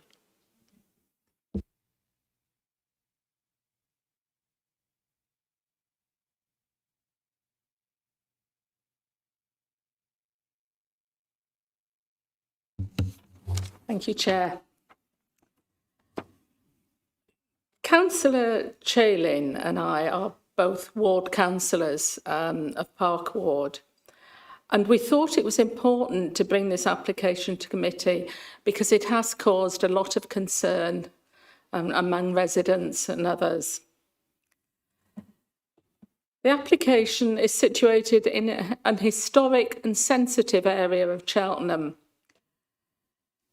Plans started for this area in 1833, and the area has gone through many stages of development, even being used briefly as a zoological garden, but most recently as a setting for the University of Gloucestershire. It's an area which is well loved by members of the public, containing several listed and significant buildings. Hopefully you will have had an opportunity to read the detailed and well-considered letters of objection from local residents. In recent times, we've been very grateful because the university has allowed public access to the parkland.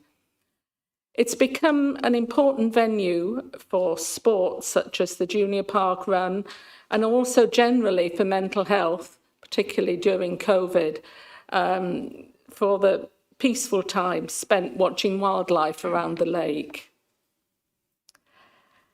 The planning officer has spent a great deal of time negotiating various changes of the application with the developer, and several changes have been made, I think, for the better. So I would like to thank the planning officer for all the time that I know she's put into this, and the developer also for the fact that they have been open to making changes. All of this has been very, very positive. The application site is situated in a privately owned area, privately owned now because it was recently sold by the university, within the teardrop shape of the parkland, which is so important to the character area of the park. In the planning document, the Park Character Area Appraisal and Management Plan of July 2008, it says in TP 11 that it's important to retain the openness and protect the views and Regency character of the area. Also, that development within the grounds should preserve or enhance this character and not erode any of the open space.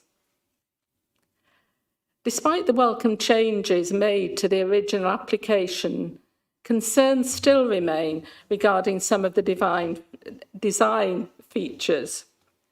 Looking at the proposed street scene, which I think the officer has shown you, I would ask, does this design, particularly of the two new buildings, really preserve or enhance this area?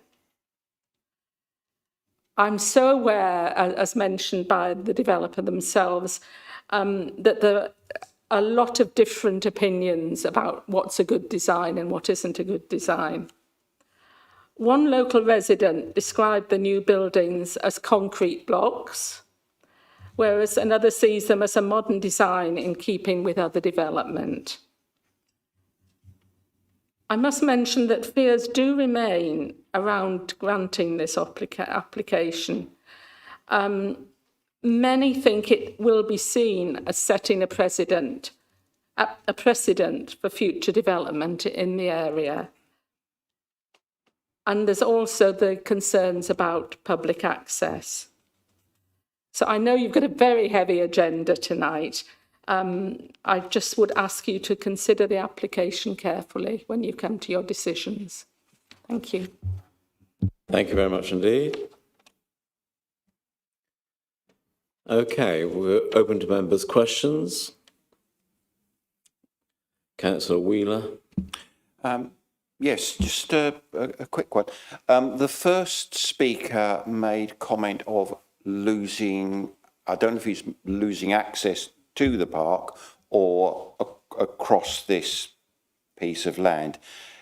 Can I just ask, is that access and the park itself of right or by right, i.e., do the public have a right to that, or is it a permission given by the landowner, the college? As far as I'm aware, the latter of those two. So it's the university is private land. So I think it's just been an informal arrangement. there's no formal public footpath through this site to the campus beyond. As a start, I was going to ask a very similar question, but following on from that, it was noted that there would be loss of public access to the site, to the university area. And the applicant stated there would be a new access. So could you just clarify that, please? The new access is the new vehicular access to the university car park. At the moment, you can walk into the car park at the moment, but obviously there's conflict with cars. There's another access through around the side of the farmery, well, there was before it was sold, into the university campus beyond, but not across the open space. And bearing in mind, there's no footpath on that side of the road. So people will be crossing the road without a footpath on the other side. There are many other points of access into the university around the park. This isn't the only one. Councillor Bamford. We're all on the same point here, aren't we? So, as I understand that open space, as will be, there would be no reason to. Would there be some sort of fencing preventing moving from that open space to the park, the rest of the park campus? Or I appreciate there's no public right of way, but would it be would there be a route that could normally be taken unless somebody, if the owner decided otherwise, which obviously they could do at any point, but at the moment it's a similar arrangement to what has always been. When built out, there will be no physical way of getting across the site into the park campus. There will be estate railings along the frontage, hedgerow, the private access into serving the 4 new dwellings. It will be quite obvious that there's no public right of way through. Councillor Clark. Yes, in light of the criticisms, this might seem rather small item, but it says there's a temporary bin storage at the entrance for collection only. I've had to complain about one of these because when the doors open, they actually can impact on the width of the drive. Do you know why it's marked as temporary?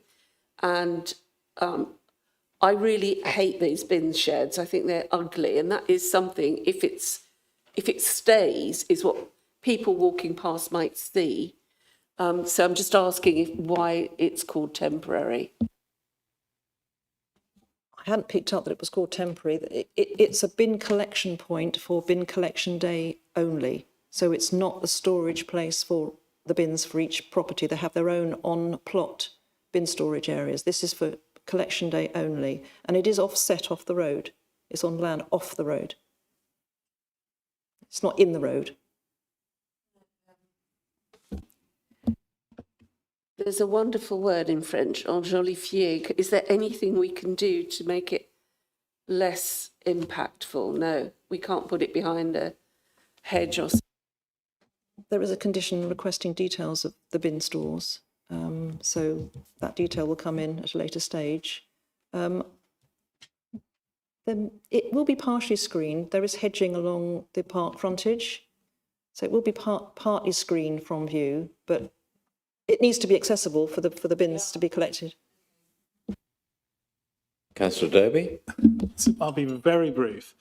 Following on from all of the things that have been said about access, and also what you said about the alternative access is actually safer, could you spell out how many more metres approximately would you have to walk from the current access, which is going to be cut, to the apparently improved access that you'll be talking about? And this is kind of for the record. Are we talking about 100 metres, 200 metres? You mentioned before that there are multiple accesses onto the green space, actually. But if you were thinking of going through that space that's currently going to be blocked, how approximately to 50 metres or 20 metres, how much further would you have to walk to get into the park? The new vehicular access to the university car park, which I think is what you're referring to, is the other side of Farmery Lodge. So it's just north of north of Farmery Lodge. 20 metres, 30 metres? Okay, thank you. Any other Councillor Andrews? Yeah, just checking, if my maths is correct. Is the net, there isn't a net loss of trees, so we're losing 5 trees, was that correct? And gaining, was it 13? Yeah, I just need to double check on that, okay. Councillor Foster? Can I just check what the actual surface of these new houses is going to be? Are they brick built, or are they rendered with something that looks like brick, or? The 2 new dwellings, facing brick on the ground floor elevations, all ground floor elevations, to match the facing brick of Farmery Lodge. So it blends and responds with rendered first floor elevations. Councillor Bamford? The open space that will be created, how will that be maintained? Whose responsibility would it be to maintain that? Yeah, that's the question. I don't know, but I presume it will be the owners of the 4 dwellings under some management agreement between them. I'm assuming so. I don't know that the arrangements long term, but the land will be privately owned and managed. Okay. Debate? Any member? Councillor Allen? I'll be brave and speak first. Yeah, it's a tough one. I think I have a lot of sympathy with the concerns of Councillor Dillis and of the Civic Society. I think there's a good argument to be made in terms of heritage, in terms of preservation, and not keeping to Regency standards. But at the same time, I also think there's a very good counter-argument to say that it actually does enhance the area. And I think the first argument for that would be to say that the farmery building as it exists is, I would say, damaging to the conservation area, given the significant alterations that have been made to it. I actually think a preservation of the farmery would be more impactful in harm than it would be to keep the 2 buildings as they exist. I think, I share Councillor Wheeler's concerns with artist impressions, and I think the artist impression that you showed may have caused more concern than the building would actually do, given that the render would only be to the first floor and to the bottom floor it would be in keeping with the brick of the Victorian buildings. There's also an argument to say, given that the nature of the ward is quite, there are Regency buildings, but then there are Victorian buildings next to it, and it's quite, one of the beautiful things about the Park Ward is that it's quite idiosyncratic in terms of what buildings are there. And one could argue, if you were being pedantic, that Victorian buildings are not in keeping with Regency style. And so then having contemporary buildings which are complementary, but not keeping in style. I know the argument is not to have a tin box of a Regency sort of style town, but to build on that with complementary buildings. But you could argue that the buildings as they exist are complementary when you consider that the Victorian buildings there are not necessarily Regency, but are also complementary. And finally, just to say that with the concerns about fears for the future, I think fears are suppository, and I don't think that the planning laws would take account of developments that would happen, say, for example, next to the lake. I think that would be an encroachment. This is, bear in mind, a redevelopment of an existing brownfield site. And those are few and far between in the Park Ward, in that section of the Park Ward. I do think that if you were to build on, for example, the park, then there would be a good planning case to reject that. I don't think there's one here, unfortunately.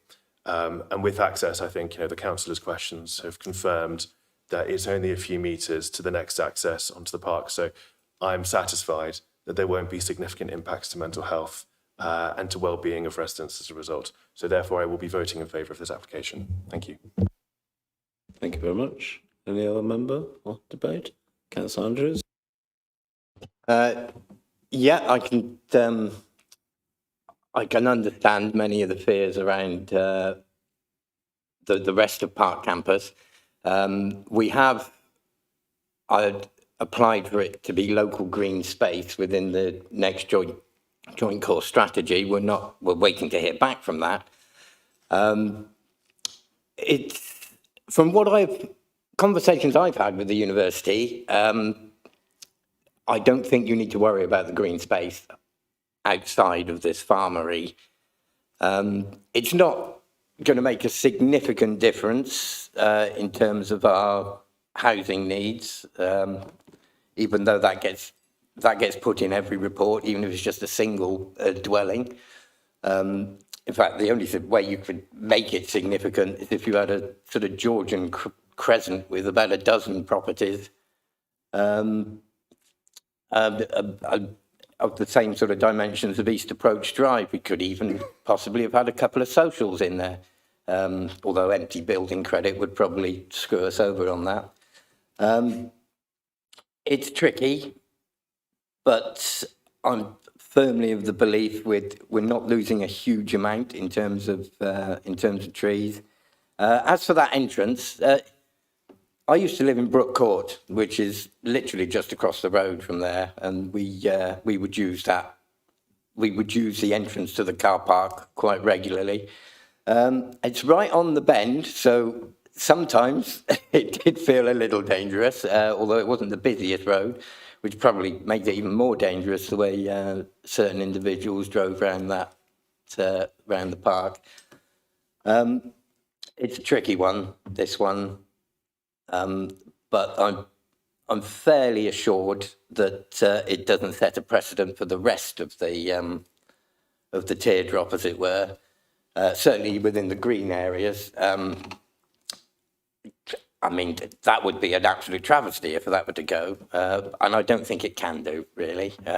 From what the university have said, in fact, they've even been talking up the idea of putting a sculpture trail in there recently. So as long as the rest of the green space remains, I would probably not be inclined to object. Although we did have, from the Innovation Centre, I wish more people would go for green roofs, seeing as we've got that they're all going for flat roofs nowadays. Why not have more green roofs? Throw it as a suggestion. Hopefully they might go for it. But on balance, it's not particularly ugly, as far as I can tell. Obviously, the farmery buildings, as they are, have no real value. Aesthetically, you could argue in heritage terms, but that would be quite a stretch. So on balance, I'd probably have to reluctantly accept that this is as good as we'll get. Thank you. Councillor Wheeler. Yes, I'm only going to address the actual design of the buildings. There has been some criticism of these being contemporary and not fitting in. I happen to know a gentleman that lives less than a couple of 100 yards down the road from there, within that circle that is the park. He is living in a very contemporary building, flat roof, square, lots of glass, beautiful building. It's certainly not Regency, it's not Georgian, nothing like. And I think as much as I do love Cheltenham and Cheltenham's building, it's what got me onto the council, what's encouraged me to stay in Cheltenham since 1968, I think it was. It's what I love about Cheltenham. But I think we need to embrace contemporary buildings if they're put in the right context. And I think this site, the buildings that are being removed for the most part are not very beautiful buildings. These contemporary buildings, and I don't think they're outrageously contemporary, but they do fit in there okay, and they're certainly a lot better than what is already there. Not that that's an excuse for building unsightly buildings. The fact that what's there already is even worse. But I think these properties are quite acceptable, and design I'm personally am quite happy with. I don't see any other hands raised to ask any questions or debate. So do you have any points you want to come back on? Happy to go to the vote then on this one. It is a recommendation to approve. Please show.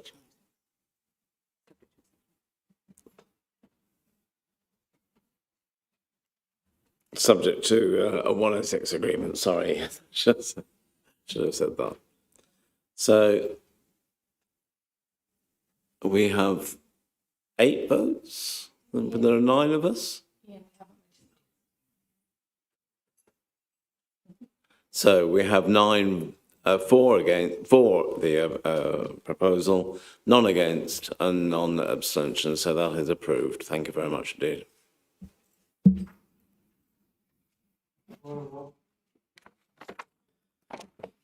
So can we move very quickly on? It is after 8 o'clock. We have 2 more applications to deal with.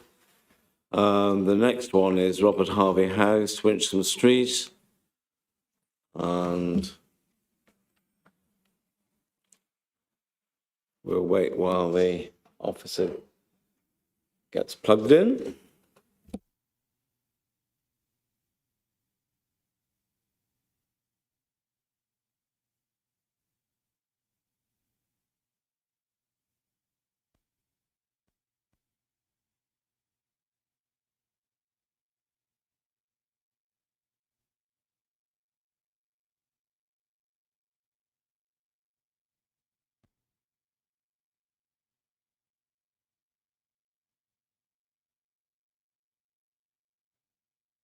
I'll ask Nidhi Modi if she would present the case for us, please. Thank you, Chair. So this application is for Robert Harvey House. It's for the installation of 3 flood barrier gates, which are demountable.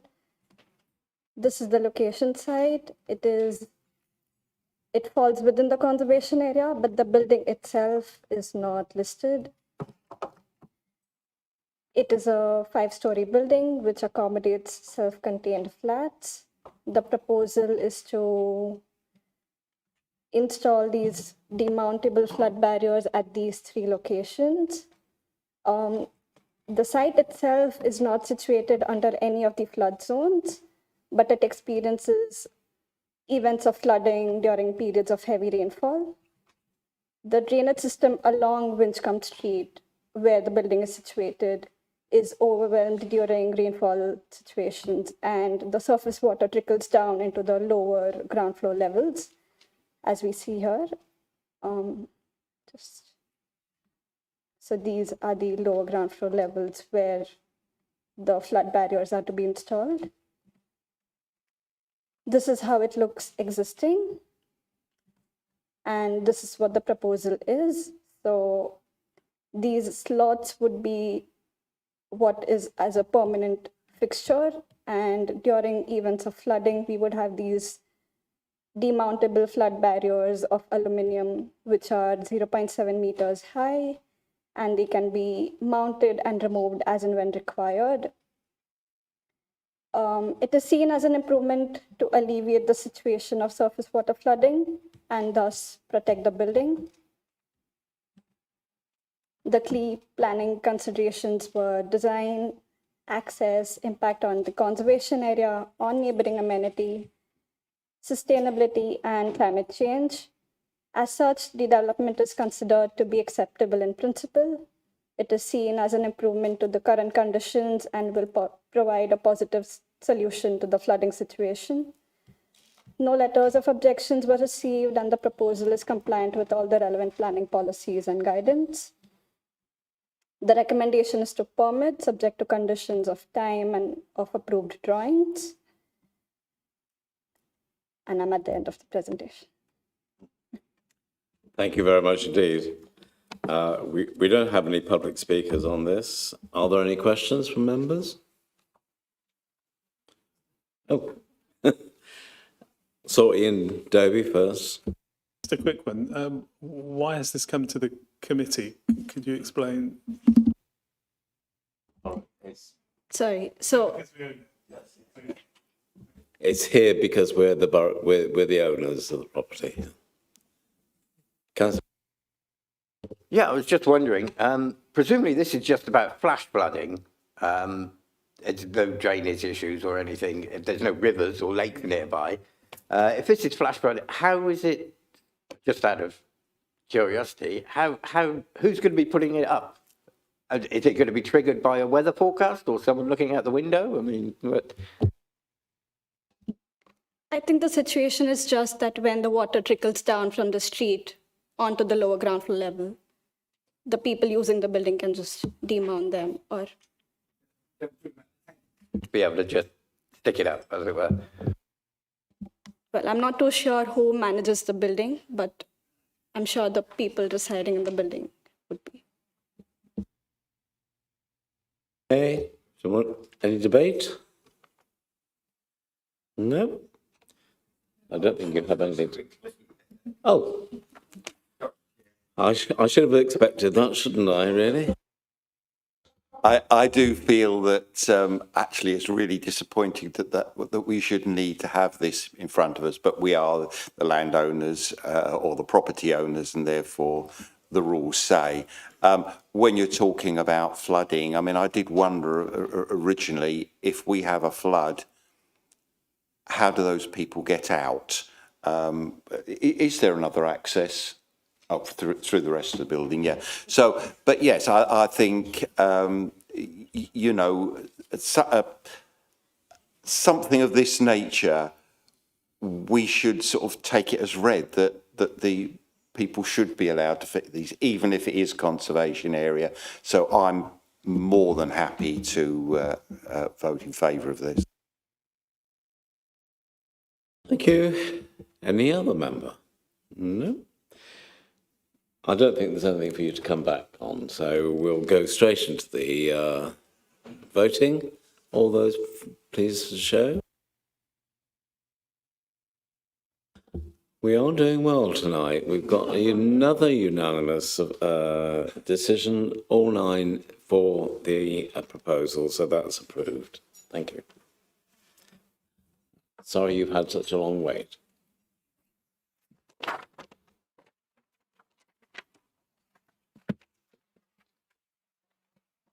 We are now coming to item 11, which is 10 Halland Road. And I'll ask Ben, when he's ready, to introduce it for us, please.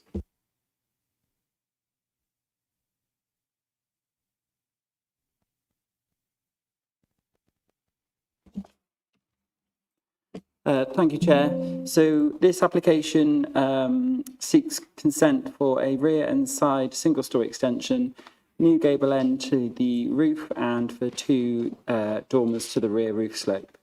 The application is at Planning Committee at the request of Councillor Horwood, who raises concerns regarding the impact on the conservation area.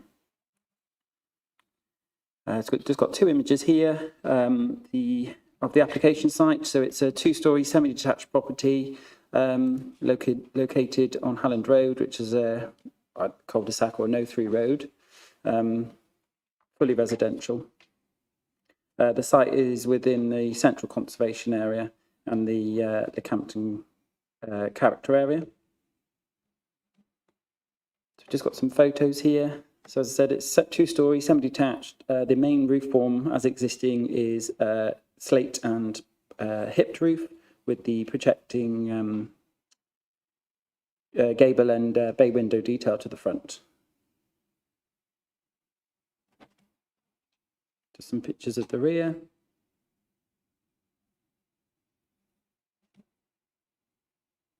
So on the left, you've got the existing. So the existing single-storey element would be replaced by a larger single-storey extension, which is mainly to the rear, set in from the boundaries and slightly wraps around the side elevation.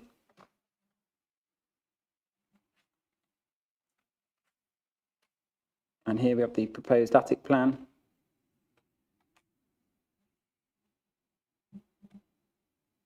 So the existing and proposed elevations. So as you can see, the single-storey extension has a pitched roof form with materials to match the existing building.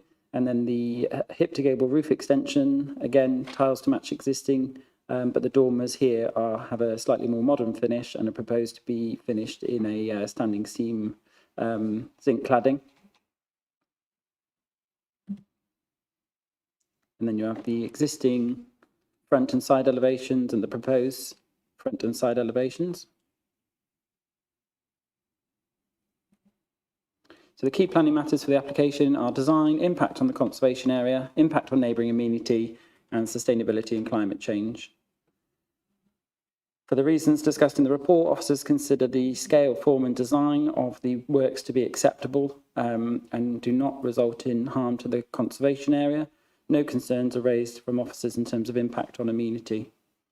Therefore, the officer recommendation is to permit, subject to conditions, usual standard conditions. The only additional one really is for the dormer cladding details to be submitted for approval, as we haven't got that detail at this point. Thank you, Chair. Thank you very much indeed. We do have 3 speakers on this application. 5 minutes each, 30 seconds before you finish, I will remind you. So the first one I would like to ask is the objector, Helen Smith, to address the committee, please.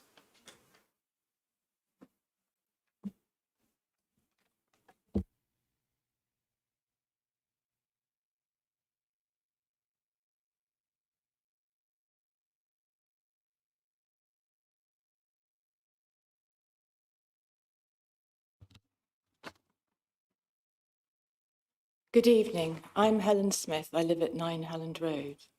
As a consequence of correcting errors in the architect's original plans, we are not contesting the rear extension to the adjoining semi at 10 Halland Road.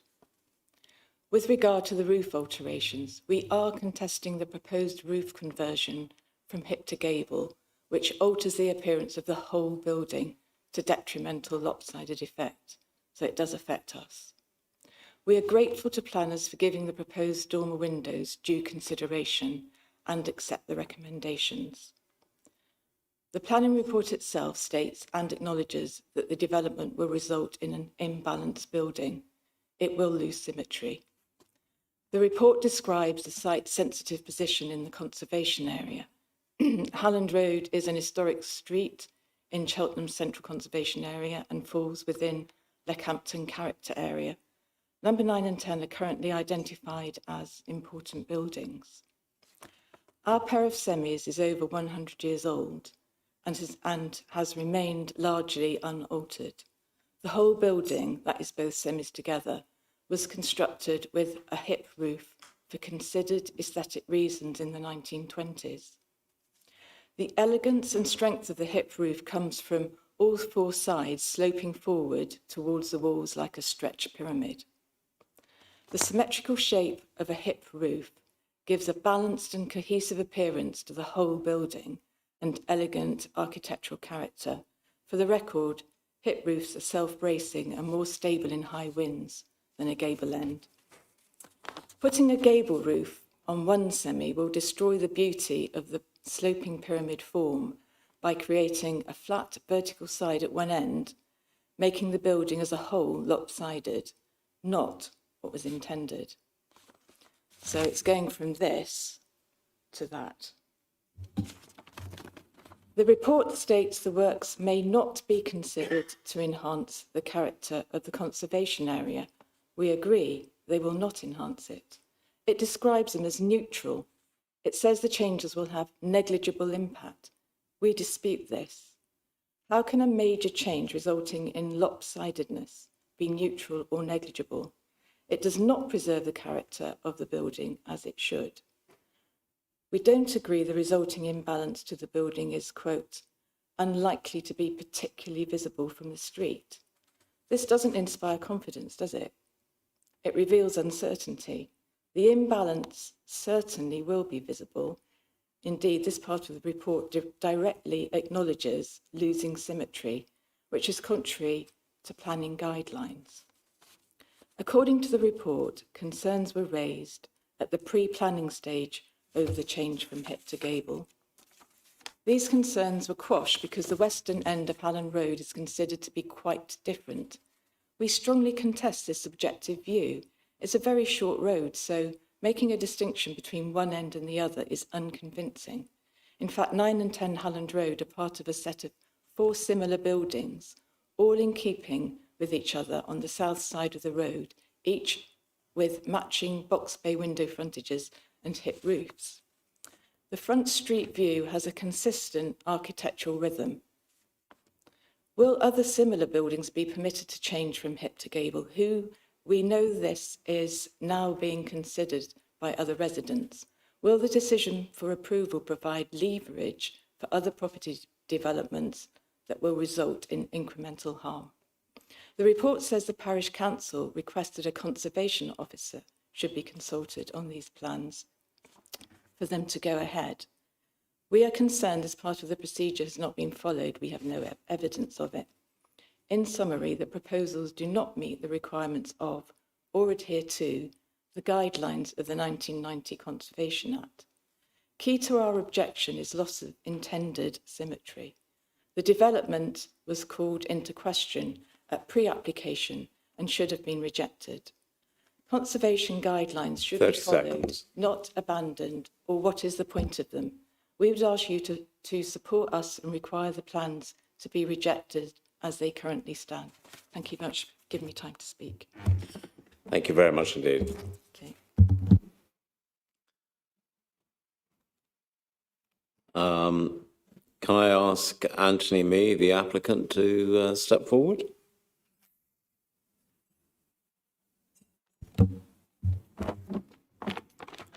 Thank you. Thanks for your time. My name is Anthony Mee. I'm the homeowner of 10 Halland Road. I hope to briefly explain our planning proposal and provide some helpful context. My wife and I have been residents of Cheltenham for many years, and we both work in the community as a solicitor and a police officer. We have 2 young children, one at the local primary school and one at the nursery. We're a family. We're not developers, and we intend to live here for many years. Purchased our home in 2024 from the previous owners who lived there for about 35 years. We bought it with the intention of modernising it to suit our growing family. Currently, the house has 2 large bedrooms and 2 small bedrooms, and our proposal is to convert the loft space to 2 equal-sized bedrooms for our children, and to improve the ground floor layout to create a more practical open-plan living space. There is already a modest extension across part of the rear of the house, and our proposal simply extends this across the full width, along with a narrow side extension to improve the kitchen space. Overall, the aim is to create a functional family home and not to overdevelop the property. From the outset, we've made every effort to be open and considerate. Nearly a year ago, I spoke to all our surrounding neighbours about our intention to submit a planning application. We always made it very clear we're happy to discuss the plans and take on feedback, as we thought it was important to maintain good relationships with our neighbours. We engaged an architect and specifically asked for a design that would minimise impact on the adjoining properties. The resulting plans reflect that, and the rear extension roof, which is pitched in the middle, kept the sides at either side as low as possible for the neighbours. Before submitting the application, I shared the plans with neighbours and had no objections at all. We sought pre-application advice and then made changes to address any concerns raised by the planning team. Following submission, you'll be aware there was one objection. It's important to understand the context of Halland Road. As you enter the road, there are large Edwardian houses, ornate features, front gable projections, sash windows, and originally would have had iron railings and gates across the front of each garden. However, further along, there is a clear change in character. Our home is part of a pair of semi-detached houses built approximately 20 years or so later.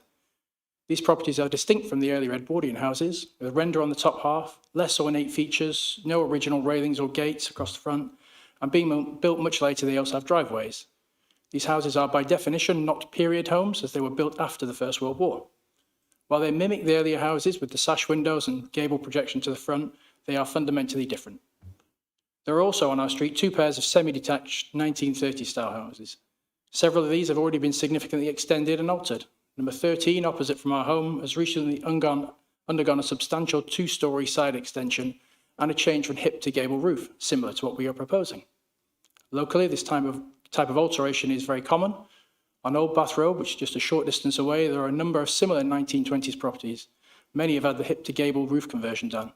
There are 10 pairs of semis there, and 5 of them have had the conversion done at least one or both of the houses. These changes, in my opinion, do not detract from the character of the houses, they simply make the internal space more usable. Unless you are specifically looking for it, you'll be hard-pushed to notice the change in roof on these properties. Returning to our road, Hallam Road is a private, dead-end road with no through access for vehicles or people. Only residents and visitors to the houses at the bottom of the street come as far as our property. None of these neighbours who would directly see or be affected by our proposed changes have objected. In fact, we've only received positive feedback in person from them. The sole objection is from our adjoining neighbour. Despite our efforts to address their concerns and make multiple amendments to the plans at significant costs, we have been unable to reach agreement. Despite our efforts, the neighbour objected on the basis of every conceivable point, from the size of the extension, position of the extension, windows, roof, solar panels, symmetry, skylights and drainage. It is now our genuine belief that the concern is not with the details of the specific details of the proposal or with the conservation area, it's with the principle of any building work taking place whatsoever. Whilst I fully respect their right to object, I would ask that the application be considered on its planning merits alone. We've worked very hard to ensure that our proposal is modest, in keeping with the area, and designed to minimise impact on neighbours. Ultimately, we're simply trying to create a suitable long-term home for our family. Thank you for your time, I really appreciate it. Thank you. And finally, Councillor Horwood, please.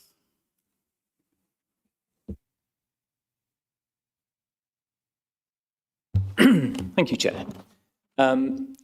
For complete transparency, I'm going to declare a coincidental and non-material connection to one of the objectors, as we're both voluntary directors of the Daisy Bank Community Interest Company, which is also declared as a non-pecuniary interest on the public register. First, can I thank the applicants for modifications, which mean that the rear extension is now uncontroversial to me or the neighbours. The issue that remains controversial is the attic enlargement, which dramatically changes the profile of the top of the house from the angled hip at the side to a much larger square gable end, different to all the other buildings in this group of 1920s houses, not symmetrical and clearly visible from the street. I'm surprised the architects, in their rather skimpy design and access statement, offer no defence of this change at all. And that's particularly surprising because it is in the Leckhampton zone of the conservation area, as you've heard, which is, as you know, an area of special architectural and historic interest, which has special protection under planning law and guidance. And one of the specific issues in our conservation area management plan for Leckhampton is the risk of loss of traditional architectural features on historic buildings. Page 12, figure 1 of that plan clearly marks number 10 Halland Road as what's called a positive building, which the plan explains are those buildings which make a positive contribution to the character and appearance of each character area. They often have a collective group value, so they're not to be treated in isolation, but for their role as part of the historic street scene and groups of buildings exactly like those in Halland Road. And in fact, the plan waxes then quite poetic about the importance of these grand historic houses. It talks about large Victorian and Edwardian villas which have a striking visual impact upon the street scene. Their presence enhances Leckhampton's historic character and creates a sense of atmosphere and architectural splendour. And we all need a bit more splendour in our lives. Now, I know the committee loves a specific policy reference, so make notes, here they come. JCS policy SD8 talks about the built natural and cultural heritage, of Cheltenham, which must continue to be valued and promoted for its important contribution to local identity, quality of life and the economy, and specifically says, para 3, that designated heritage assets and their settings will be conserved and enhanced. And para 4.8.8 of the JCS explains that designated heritage assets include conservation areas. Cheltenham Plan of 2020 reinforces that JCS policy in numerous places. Theme C-A says we must conserve and enhance Cheltenham's architectural, townscape and landscape heritage within the town's conservation areas. Chapter 9 on the historic environment, which includes architectural heritage, protected by conservation area designations, says these need to be carefully managed, including to protect buildings and the essential character of each street or place.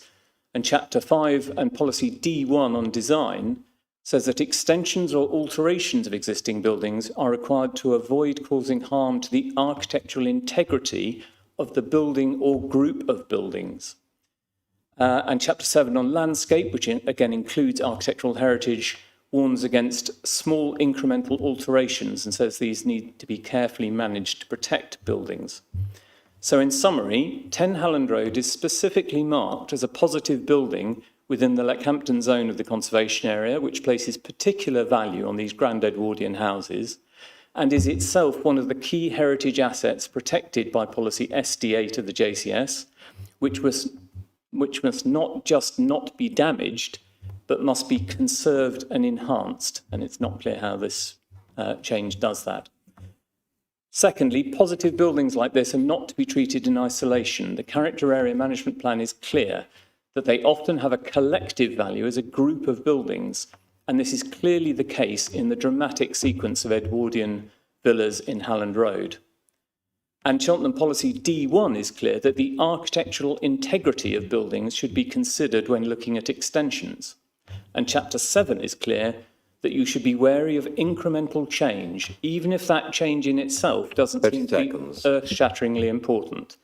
There does seem to me a real risk of this setting a precedent that could be repeated again and again on dozens more of these Edwardian and Victorian houses, eventually undermining that precious architectural integrity and heritage. Thank you, Chair. Thank you very much. Just in time. Okay. So now we come on to members' questions. Councillor Davey.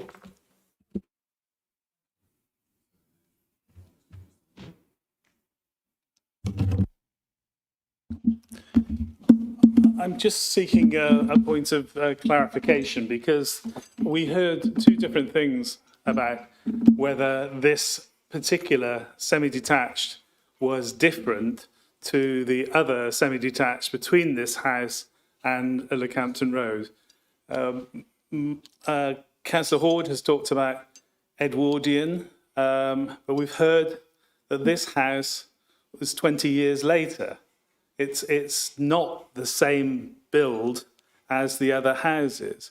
I get the point about keeping all houses which are built at the same time in the same style, looking at them as one is one argument.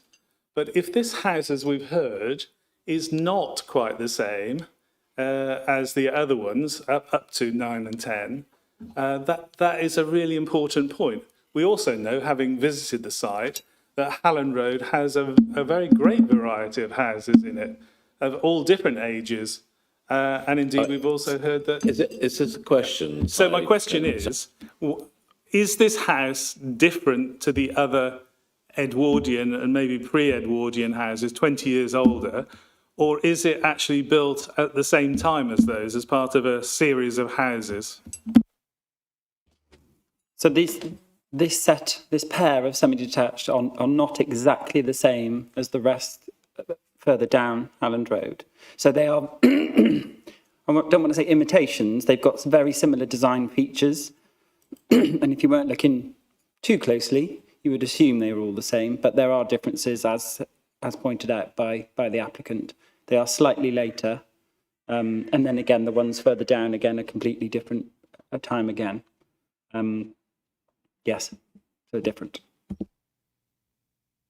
Councillor Clark.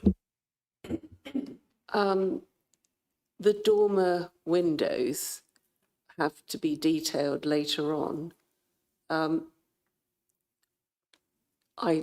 don't understand why that cladding is acceptable in a conservation area. So what were you, do you know what you were looking for in the finish to the dormers? So yeah, so it's not the detail in terms of the size or the shape or the form of it. It is just the finish material that we would be looking for. And that is, you know, conservation area, we've talked about how sensitive it is. We did ask the applicant if they knew exactly what material they wanted to use, and they didn't at this time, so it's not uncommon to put a condition on. The reason we want to see those details is to make sure that it is appropriate. We have accepted modern materials, aluminium, standing seam on many different modern dormers in the conservation area, but obviously we want to check that detail. So some materials can be particularly shiny, some can have a texture, some can't. So that's what we want to be able to have a sign off on ultimately. Thank you. Councillor Bamford. Yes, we looked at some of the houses very near the one in question. Directly opposite, there was one that had a very similar, well, apparently similar hip to gable change.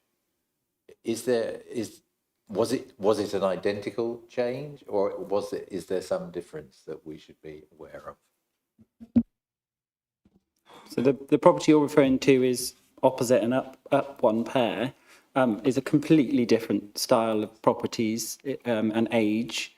It was formerly a hipped roof, but it's been extended with a two-story extension to the side as well. So it's not just the roof form that's changed there. It's larger than that. It's accommodated a side extension as well. But the property styles and designs are not comparable to the application site. Any other questions? Debate? Any member? Councillor Foster?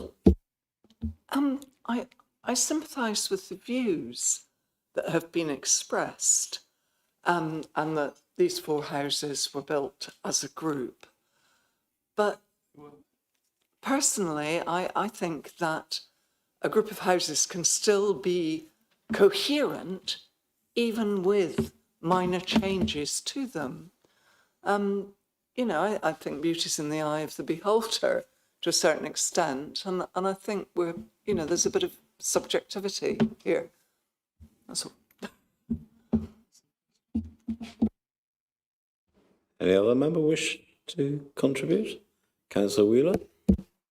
Yeah, I must admit I do have sympathy with the first speaker in objection, in that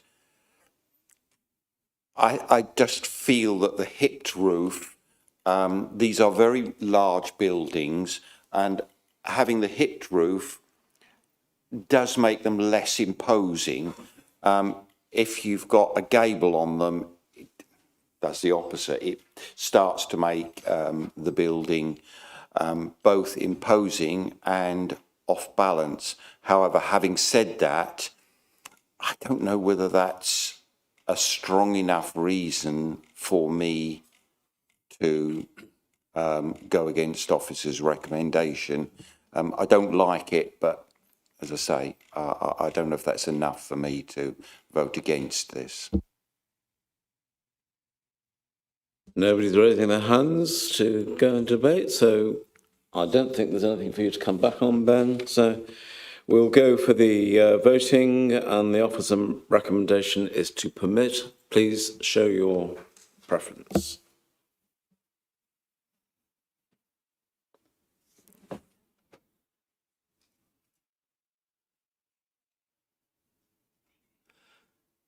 Oh, right. So there's still one.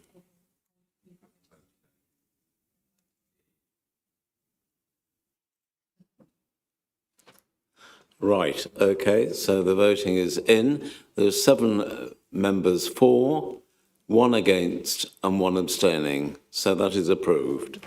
Thank you very much. That does bring us to the end of the... Sorry? Yeah, we've got the appeals update, which is for note. So there are no other urgent items for decision. Can I just remind members that the new changes to the protocols were discussed at the meeting 2 nights ago, I think, or 3 nights ago, wherever it was, and will be coming to council in the near future. So if that will be for the next council, next planning. So with that, I'll close the meeting. Thank you very much.